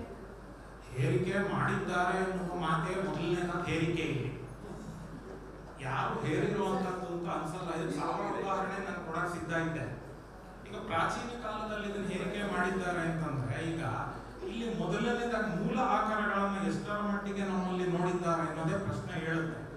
ಈಗ ಮೂಲ ಆಕಾರ ಅಂದಾಗ ನಮ್ಮಲ್ಲಿ ಯಾವುದು ಪ್ರಾಚೀನ ಭಾರತದ ಇತಿಹಾಸ, ಯಾವ ದೇಶದ ಪ್ರಪಂಚದ ಇತಿಹಾಸ ಕಟ್ಟಬೇಕಾದ್ರೂ ಮೂಲ ಆಕಾರಗಳು ಯಾವುದು? ನಮಗೆ ಪ್ರಾಥಮಿಕ ಆಕಾರಗಳು, ಶಾಸನಗಳಿದೆ, ಹಸ್ತಪ್ರತಿಗಳಿದೆ, ಎಷ್ಟೋ ಇದೆ. ಅದರ ಎಲ್ಲದರಲ್ಲೂ ಇರೋ ಮಾಹಿತಿನ ಸರಿಯಾಗಿ ನಮ್ಮಲ್ಲಿ ಓದಿರೋರು ಇದ್ದಾರ? ಅಲ್ಲಿ ಹೇರಿಕೆ ಅನ್ನೋ ಮಾತು ಬರ್ತಾ ಇರೋದ್ರಿಂದ ಈ ಮಾತು ಹೇಳ್ತಾ ಇದ್ದೀನಿ. ಈಚಿನ ಕಾಲದಲ್ಲಿ ಸ್ವಲ್ಪ ಹೇಳ್ದಂಗಾಗ್ಲೇ ಇವಾಗ ಯಾವ ವರ್ಗ ಹೇರಿಕೆ, ಇಲ್ಲಿ ವರ್ಗದ ಪ್ರಶ್ನೆ ಅಲ್ಲ, ಯಾರು ಹೇಳ್ತಾರೆ? ಈಗ ನಾವು ಬರೀ ಒಂದು ವರ್ಗದ್ದಲ್ಲ, ಎಲ್ಲ ವರ್ಗಗಳಲ್ಲೂ ಹೇರೋರು ಇದ್ದೇ ಇರ್ತಾರೆ. ಒಂದೇ ವರ್ಗ ಅಂತ ಹೇಳಕ್ಕೂ ಆಗಲ್ಲ, ಎಲ್ಲ ವರ್ಗದಲ್ಲೂ ಇರ್ತಾರೆ ಹೇರೋರು. ಪ್ರಾಚೀನ ಕಾಲದಲ್ಲಿ ಹೇರಿಕೆ ಅನ್ನೋದನ್ನು ಒಪ್ಪೋದಕ್ಕೆ ಮೊದಲು ನಾವು ಸರಿಯಾಗಿ ಅಧ್ಯಯನ ಮಾಡಬೇಕಾಗಿದೆ. ಇನ್ನಾದ ಮೇಲೆ ನಮ್ಮಲ್ಲಿ ಅದರದ್ದು ಕಂಡು ಬಂದಿಲ್ಲ. ನಮಸ್ತೆ ಸರ್, ನನ್ನ ಹೆಸರು ರಕ್ಷಿತಾ ಅಂತ. ಶಂಕರಾಚಾರ್ಯ ಹೇಳಿದ್ದು ಒಂದು ಮಾತು, ಭಕ್ತಿ ಮೋಕ್ಷಕ್ಕೆ ದಾರಿ ತೋರಿಸುತ್ತೆ ಅಂತ ಹೇಳಿದ್ದಾರೆ ಸರ್, ಅದು ನಿಜನಾ? ಎಲ್ಲಿ ಹೇಳಿದ್ದಾರೆ ಅಂತ ಹೇಳಿ. ನಿಮ್ಮ ಪ್ರಶ್ನೆಯಲ್ಲೇ ನಾನು ಕೇಳ್ತಾ ಇದ್ದೀನಿ, ಎಲ್ಲಿ ಅನ್ನೋದನ್ನ ಮೊದಲು ಸ್ಪಷ್ಟ ಮಾಡಿ. ಅಂದ್ರೆ ಬುಕ್ದಲ್ಲಿ ಓದಿದ್ವಲ್ಲ ಸರ್, ಎಲ್ಲಿ ಆಕಾರ ಯಾವುದು? ಮೂಲ ಆಕಾರ ಸೆಕೆಂಡ್ ಪೀಸ್ ಇತಿಹಾಸ ಸರ್. ಅದೇ ಹೇಳಿದ್ದು, ಆಕಾರ ಅಲ್ಲ, ಯಾವತ್ತಿದ್ರು ಅದು ಎಲ್ಲಿ ಹೇಳಿದ್ದಾರೆ. ಆ ಮೂಲ ಆಕಾರಗಳನ್ನ ನಾವು ಸರಿಯಾಗಿ ಹೇಳಬೇಕು. ಮೋಕ್ಷ ಅನ್ನೋದನ್ನ ನೀವು ಸದ್ಯದ ಪರಿಸ್ಥಿತಿ ಕಷ್ಟಗಳಿಂದ ಒಂದು ಬಿಡುಗಡೆ ಅನ್ನೋದು, ಮೋಕ್ಷ ಅಂದದ ಕೂಡಲೇ ಮೋಕ್ಷ ಅನ್ನೋದನ್ನು ವ್ಯಾಖ್ಯಾನಿಸ್ಬೇಕಾಗುತ್ತೆ. ಭಕ್ತಿಯಿಂದ ಮೋಕ್ಷ ಅಂದಾಗ ಭಕ್ತಿ ಎನ್ನುವಂಥದ್ದು ನಮ್ಮ ಸಾಧನೆಗೆ ಅಥವಾ ನಾವು ಏನು ಗುರಿ ಮುಟ್ಟಬೇಕು ಅಂತ ಅಂದ್ಕೊಂಡಿದ್ವಿ ಅಥವಾ ನಾವು ಯಾವ ಸದ್ಯದ ಯಾವ ಇಕ್ಕಟ್ಟಿನಲ್ಲಿದ್ದೀವಿ ಅದರಿಂದ ಬಿಡುಗಡೆ, ಮೋಕ್ಷವನ್ನು ಬಿಡುಗಡೆ ಅಂತ ಅಂದ್ಕೊಂಡು ನೀವು ಯೋಚನೆ ಮಾಡಿದಾಗ ಅದಕ್ಕೆ ಏನು ನೀವು ಓದಿದ್ದೀರಿ ಅದನ್ನು ಸರಿಯಾಗಿ ವ್ಯಾಖ್ಯಾನ ಮಾಡ್ಕೋಬೋದು ಅಂತ ಅನ್ಸುತ್ತೆ. ನಂದು ಒಂದು ಬಹಳ ಮುಖ್ಯವಾದಂಥದ್ದು, ಇದ್ದಕ್ಕಿದ್ದಾಗೆ ನಾವು 12ನೇ ಶತಮಾನದಿಂದ 18ರವರೆಗೆ ಒಂದು ನಾವೇನು ಭಕ್ತಿ ಸಾಹಿತ್ಯ ಅಂತಲೇ ನಾವು ಕನ್ನಡ ಸಾಹಿತ್ಯದಲ್ಲಿ ನೋಡಿದ್ವಿ, ಅಲ್ಲೆಲ್ಲ ವಚನ ಸಾಹಿತ್ಯ ಆಗಲಿ, ಕೀರ್ತನ ಸಾಹಿತ್ಯ, ತತ್ವಪದಗಳು ಭಕ್ತಿಯನ್ನೇ ಯಾಕೆ ತಮ್ಮ ವೈಚಾರಿಕತೆಯನ್ನು ಹೊರಹಾಕೋದಕ್ಕೆ ಅಥವಾ ತಮ್ಮ ಒಂದು ಸಾಮಾಜಿಕವಾದ ಎಚ್ಚರವನ್ನು ಮೂಡಿಸೋದಕ್ಕೆ ಅಥವಾ ಸದ್ಯದಲ್ಲಿ ತಮ್ಮ ಎಲ್ಲ ನಿವೃತ್ತಿಯನ್ನು ಮಾಡಿಕೊಳ್ತಾ ತಮ್ಮ ಆತ್ಮೋದ್ಧಾರಕ್ಕೆ ಭಕ್ತಿಯನ್ನೇ ಯಾಕೆ ಸೆಲೆಕ್ಟ್ ಮಾಡಿಕೊಂಡ್ರು ಅಂತ ಹೇಳಿ ನನಗೆ ಅನನ್ಸತೆ ಅನಿಸೋಂಥದ್ದು, ಭಕ್ತನನ್ನು ಹಿಡಿಯೋಕ್ಕೆ ಯಾವನಿಗೂ ಆಗಲ್ಲ ಅಂತ. ನೀವು ಇನ್ನು ಭಕ್ತಿ ಅಲ್ಲದೆ ಇನ್ನೆಲ್ಲಿ ಹೇಳೋಕೆ ಹೋದ್ರೂ ಎಲ್ಲೋ ಒಂದು ಕಡೆ ಅವನ ಮೇಲೆ ಹಿಡಿತಾ ಬರುತ್ತೆ. പക്ഷെ ಭಕ್ತಿ ಎನ್ನುವಂಥದ್ದನ್ನೇ ಈ ಇಡೀ ನಮ್ಮ ಈ 800 ವರ್ಷಗಳ ಈ ಸಾಹಿತ್ಯ ಆ ಭಕ್ತಿ ದಾರಿಯಲ್ಲೇ ಏನೇನು ಹೇಳಬೇಕು ಎಲ್ಲದನ್ನ ಹೇಳುವಂಥ ಒಂದು ಕೆಲಸ ಮಾಡಿದ್ರಲ್ಲ, ಯಾಕೆ ಅಂತ. ಅದು ನಾಯಕ್ ಸರ್ ಆಗಲಿ ಹೇಳ್ಬೋದು ಅಥವಾ ಯಾರು ಬೇಕಾದ್ರೂ ಹೇಳ್ಬೋದು, ಇಲ್ಲಿರೋರು ಹೇಳ್ಬೋದು. ನನಗೆ ಯಾವಾಗಲೂ ಅನಿಸುತ್ತೆ ಭಕ್ತಿ ಅನ್ನೋದೇ ಮುಖ್ಯ ದಾರಿ, ಮುಖ್ಯವಾದ ಒಂದು ಪರಿವೇಶ ಯಾಕಾಯಿತು ಅಂತ. ಆಮೇಲೆ ಇನ್ನೊಂದು ಪ್ರಶ್ನೆ, ಭಕ್ತಿ ಅನ್ನುವ ಈ ಸಬ್ಜೆಕ್ಟ್ ಕೊಡುವಾಗಲೇ ನಮಗೆ 2 ವಿಚಾರಗಳು ಯೋಚನೆ ಮಾಡ್ತಾ ಇದ್ವಿ. ಹರಿಹರನ ಭಕ್ತಿ ಅನ್ನೋದು ಫೆನಾಟಿಸಮ್ ಆದಾಗ, ಭಕ್ತಿ ಅನ್ನೋದು ತೀವ್ರವಾಗಿ ವೈಯಕ್ತಿಕ ಮತಧರ್ಮಗಳಿಗೆ ಹೋದ ತಕ್ಷಣ ಅದು ಸಂಘರ್ಷಕ್ಕೆ ಎಡೆ ಮಾಡಿಕೊಟ್ಟಿದೆ. ನಮ್ಮ ಕರ್ನಾಟಕದ ಧರ್ಮದ ಇತಿಹಾಸ ನಮಗೆ ಗೊತ್ತೇ ಇದೆ. ಹಾಗೆಯೇ ಭಕ್ತಿ ಅನ್ನೋದನ್ನು ಒಂದು ಇತ್ಯಾತ್ಮಕವಾಗಿ ಕಟ್ಟುವ ಅಂದಾಗ ಮಾನವ ಸಂಬಂಧಗಳನ್ನು ಕಟ್ಟುವ, ಭಕ್ತರೆಲ್ಲ ಒಂದೇ ತಕ್ಷಣ ಕಟ್ಟಕ್ಕಾಗತ್ತೆ. ಆ ಭಕ್ತಿಯಲ್ಲಿ ಭೇದ ತಂದಾಗ ಅದು ಕಳಿಸ್ಕೊಳ್ಳುತ್ತೆ. ಇಷ್ಟು ಮಠಗಳು, ಇಷ್ಟು ದೇವಾಲಯಗಳು, ಇಷ್ಟು ಅನ್ನದಾನಗಳು, ಇಷ್ಟು ಏನೇನೋ ಬಂದಿದ್ದು ಕಟ್ಟಿದ ಪ್ರಕ್ರಿಯೆ ಆದರೆ ಸಮಾಜ ಒಟ್ಟುಗೂಡಿಸುವ ನಮ್ಮ ತತ್ವಪದಕಾರರು ಕಳಚುವಂಥದ್ದಕ್ಕೆ ಧರ್ಮದ ಸಂಘರ್ಷ, ನಮ್ಮ ಏಕಾಂತ ರಾಮಯ್ಯ ಇಂಥವರೆಲ್ಲ ಸಿಗ್ತಾರೆ. ಸೊ ಯಾಕೆ ನಮಗೆ ಈ ಭಕ್ತಿನೇ ಬಹಳ ಪ್ರಧಾನವಾಯಿತು ಅನ್ನುವಂಥದ್ದು ದೊಡ್ಡ ಪ್ರಶ್ನೆ ಸದಾ ನನಗೆ ಕಾಡ್ತಾ ಇರುತ್ತೆ ಸರ್. ಮೇಡಮ್, ನೀವು ಈಗಾಗಲೇ ಉತ್ತರ ಕೊಡುವಾಗಲೂ ಇದಕ್ಕೆ ಪ್ಯಾರಲ್ ಆಗಿ ಏನು ಮಾತಾಡಿದ್ರಿ, ಮೋಕ್ಷದ ಕಾರಣಕ್ಕಾಗಿ ಭಕ್ತಿಯನ್ನು ಆಯ್ಕೆ ಮಾಡೋದು ಮತ್ತು ವಾಪಸ್ ವ್ಯಕ್ತಿನಿಷ್ಠರೇ ಬಂದಿದೆ. ಈ 12ನೇ ಶತಮಾನದ ಈಚೆಗೆ ಭಕ್ತಿ ಚಳವಳಿ ಅಂತ ಚರಿತ್ರೆಕಾರರು ಕರೆದದ್ರಲ್ಲೂ ಒಂದಷ್ಟು ತಕರಾರುಗಳಿದ್ದಾವೆ ಮೇಡಮ್, ಹಾಗೆ ಹೇಳ್ಕೋಬೇಕಾಗಿಲ್ಲ. ನನಗೇನಿಸುತ್ತಂದರೆ ಇಡೀ 12ನೇ ಶತಮಾನದ ಚಳವಳಿಗಳನ್ನು ನೀವು ನೋಡಿದ್ರೆ ಅದು ಅನುಭವ ಪರಂಪರೆ. ಅನುಭವಕ್ಕೂ ಭಕ್ತಿಗೂ ಭಾಳ ವ್ಯತ್ಯಾಸ ಇದೆ. ಅನುಭವದ ಪ್ರಜ್ಞೆಗಳನ್ನು ದಾಟಿಸ್ತಾ ಹೋಗುವ, ಯಾಕೆಂದರೆ ನಿಮಗೆ ಸ್ಥಾವರ ಕಡೆ ಉಂಟು ಜಂಗಮ ಕಳಿಗಿಲ್ಲ ಅಂತ ಮಾತನಾಡೋದನ್ನು ಇಡೀ ವಚನ ಚಳವಳಿ ಕೊಡುತ್ತೆ. ಅದರರ್ಥ ಏನು ಅಂತಂದರೆ ದೈವತ್ವವನ್ನು ನೀವು ಮೀರಿ ಹೋಗ್ಬೋದು ಅಂತ ಒಬ್ಬ ಮನುಷ್ಯನ ಒಂದು ಆಪ್ಷನ್ಸ್ ಕೊಡೋದಿದೆ, ಅದು ಭಾಳ ದೊಡ್ಡದು. ಅದಕ್ಕೆ ಆ ಕಾರಣಕ್ಕಾಗಿ ತಳ ಸಮುದಾಯಗಳು, ಯಾಕೆಂದರೆ ಇಲ್ಲಿ ಬಸವರಾಜು ಅವರು ವಚನ ಚಳವಳಿ ಅನ್ನುವಂಥದ್ದು ತಳ ಸಮುದಾಯದ ಜನ, ಬೆವರಿನ ಜನ ತಮ್ಮ ಉದ್ಧಾರಕ್ಕೆ ತಾವೇ ರೂಪಿಸಿಕೊಂಡ ಒಂದು ಮಾರ್ಗ ಅಂತ ಕರೀತಾರೆ. ಈಗ ಒಬ್ಬ ಹೆಣ್ಮಗಳು ಒಂದು ಒಳ್ಳೆ ಪ್ರಶ್ನೆ ಕೇಳಿದ್ರು, ಅಂದರೆ ಈ ತಳ ಸಮುದಾಯದವ್ರನ್ನ ಕೆಳವರ್ಗದವ್ರನ್ನ ದೇವಾಲಯಕ್ಕೆ ಬಿಡ್ತಾ ಇಲ್ಲ. ಭಾಳ ದೊಡ್ಡ ಪ್ರಶ್ನೆ ಮಾಡಿದ್ರು, ತುಂಬ ಒಳ್ಳೆ ಪ್ರಶ್ನೆ ಅದು. ಅದು ಉತ್ತರ ಏನು ಗೊತ್ತಾ? ಇಲ್ಲಿಂದ ಶುರುವಾಗೋದು ತಕರಾರುಗಳು. ಈಗ ನಾವು ಭಾಳ ಸಲ ಮಾತಾಡುವಾಗ ಯಾರು ಹೇಳಿದ್ರು ಯಾಕೆ ಹೇಳಿದ್ರು ಅಂತ ಮಾತಾಡ್ತಾ ಹಾಸ್ಬಿಡೋದಾದರೆ, ಮಾನವತೆಯ ಮನುಷ್ಯತ್ವದ ಸರ್ವೇಜನ ಸುಖಿನೋ ಅಂತ ಮಾತಾಡ್ತಾ ಇರುವಾಗಲೇ ಅಸ್ಪೃಶ್ಯ ರೂಪಿಸಿದವರು ಯಾರು ಹಾಕಿದ್ದಾರೆ? ವರ್ಣಾಶ್ರಮ ಧರ್ಮಗಳನ್ನು ರೂಪಿಸಿದ ಯಾಕೆ ಹಾಕಿದ್ದಾರೆ? ಇದೇ ಬುದ್ಧನಲ್ಲೂ ನಮ್ಗೆ ಉತ್ತರ ಸಿಗುತ್ತೆ. ಈ ಉತ್ತರಗಳನ್ನು ನಾವು ಹಂಗೂ ತಗೋಬೇಕಾಗಿದೆ ಅಲ್ವಾ? ಇಡೀ ವಚನ ಚಳವಳಿಯಲ್ಲಿ ಭಾಗವಹಿಸಿದವರಲ್ಲ ಯಾರು? ಎಲ್ಲ ಕಟ್ಟಕಡೆಯ ಜನ, ನೊಂದು ಶ್ರಮಿಕರು, ತಳ ಸಮುದಾಯದವರು. ಬಸವಣ್ಣನನ್ನು ನಾಯಕನನ್ನಾಗಿ ಮಾಡಿಕೊಳ್ಳುವಾಗ ಬಸವಣ್ಣ ಬಂದದ್ದು ಎಲ್ಲಿದ್ದ? ಬಸವಣ್ಣ ಬಂದು ಏನು ಮಾತಾಡಿದ? ನಾನು ಬಂದ ಸಮುದಾಯ ಬಿಟ್ಟು ಬಂದದ್ದೇ ಶೋಷಣೆ ಮಾಡ್ತಾ ಇದೆ ಅನ್ನೋ ಕಾರಣಕ್ಕಾಗಿ ಅಂತ ಹೇಳುವಾಗ ನನಗೆ ಇಡೀ ವಚನ ಸಾಹಿತ್ಯ ಭಕ್ತಿ ಮೂವ್ಮೆಂಟ್ ಅಲ್ಲ, ಅಲ್ಲಿ ಭಕ್ತಿ ಇದೆ. ಆ ಭಕ್ತಿಗೂ ಹೊಸ ಮಾರ್ಗವನ್ನು ಹುಡುಕುವ ಸಾಧ್ಯತೆಗಳನ್ನು ಅವರು ಕೊಡ್ತಿದ್ದಾರೆ. ಅದಕ್ಕೆ ಒಂದು ಸ್ಥಾವರ ಕಳೆದುಂಟು. ದೇಹವೇ ದೇವಾಲಯ ಯಾಕೆ ಮಾಡಿದರು? ಅದು ಇಡೀ ಅಲ್ಲಮ್ಮ ಏನನ್ನು ಮಾತಾಡ್ತಿದ್ದಾರೆ? ಕೊನೆಗೆ ಅಕ್ಕಯ್ಯ ಕೆಲವನ್ನು ಬಿಟ್ಟು ಬರ್ತಿದ್ದಾರೆ. ನಾವು ಹಂಗಿಲ್ಲ. ಶರಣಿವಾದ ಆದಮೇಲೆ ಬಂದಂಥದ್ದು ಇದೆಯಲ್ಲ, ಅದು ದಾಸ ಸಾಹಿತ್ಯಕ್ಕೆ ಬಂದಾಗ ಅಲ್ಲಿ ಒಂದಿಷ್ಟು ಭಕ್ತಿಯ ಸಾಧ್ಯತೆಗಳಿದೆ ಮೇಡಮ್. ಅದನ್ನು ಆ ರೂಪದಲ್ಲೂ ಒಂದಿಷ್ಟು ಚರ್ಚೆ ಮಾಡೋದಕ್ಕೆ ಅವಕಾಶ ಇದೆ. ಧನ್ಯವಾದಗಳು. ಧನ್ಯವಾದಗಳು ಸರ್. ನಮ್ಮ ಈ ಗೋಷ್ಠಿ ಸಮನ್ವಯ ಗೋಷ್ಠಿಯಲ್ಲಿ ತುಂಬ ಚೆನ್ನಾಗಿ ಭಕ್ತಿ ಕಟ್ಟುವ ಮತ್ತು ಕಳಚುವ ಶಕ್ತಿಯಾಗಿ ಇಬ್ಬರು ವಿದ್ವಾಂಸರು ತುಂಬ ಸೊಗಸಾಗಿ ಮಾತಾಡಿದ್ದಾರೆ. ಸಂವಾದ ಕೂಡ ತುಂಬ ಚೆನ್ನಾಗಿದೆ. ಪ್ರೊಫೆಸರ್ ಪ್ರಸನ್ನ ನಾಯ್ಕ್ ಸರ್ ಅವರಿಗೆ ಈ ಸಮಾಜಮುಖಿ ಸಾಹಿತ್ಯ ವೇದಿಕೆ ಪರವಾಗಿ ತುಂಬ ಹೃದಯ ಧನ್ಯವಾದಗಳೊಂದಿಗೆ ಕಿರುಕಾಣಿಕೆಯನ್ನು ನೀಡ್ತಾ ಇದ್ದೀವಿ. ಲಲಿತಮ್ಮ ಮೇಡಮ್ ಅವರು, ಚಂದ್ರಶೇಖರ್ ನಾಥ್ ಸರ್ ಅವರು, ಡಾಕ್ಟರ್ ಶಾಂತರಾಜ್ ಸರ್ ಅವರು ಹೇಳ್ಕೊಡ್ತಿದ್ದಾರೆ. ಧನ್ಯವಾದಗಳು. ಧನ್ಯವಾದಗಳು. ಸಮಾಜಮುಖಿ ಸಾಹಿತ್ಯ ಎಲ್ರಿಗೂ ಕೂಡ ತುಂಬ ಹೃದಯದ ಧನ್ಯವಾದಗಳು ಸರ್.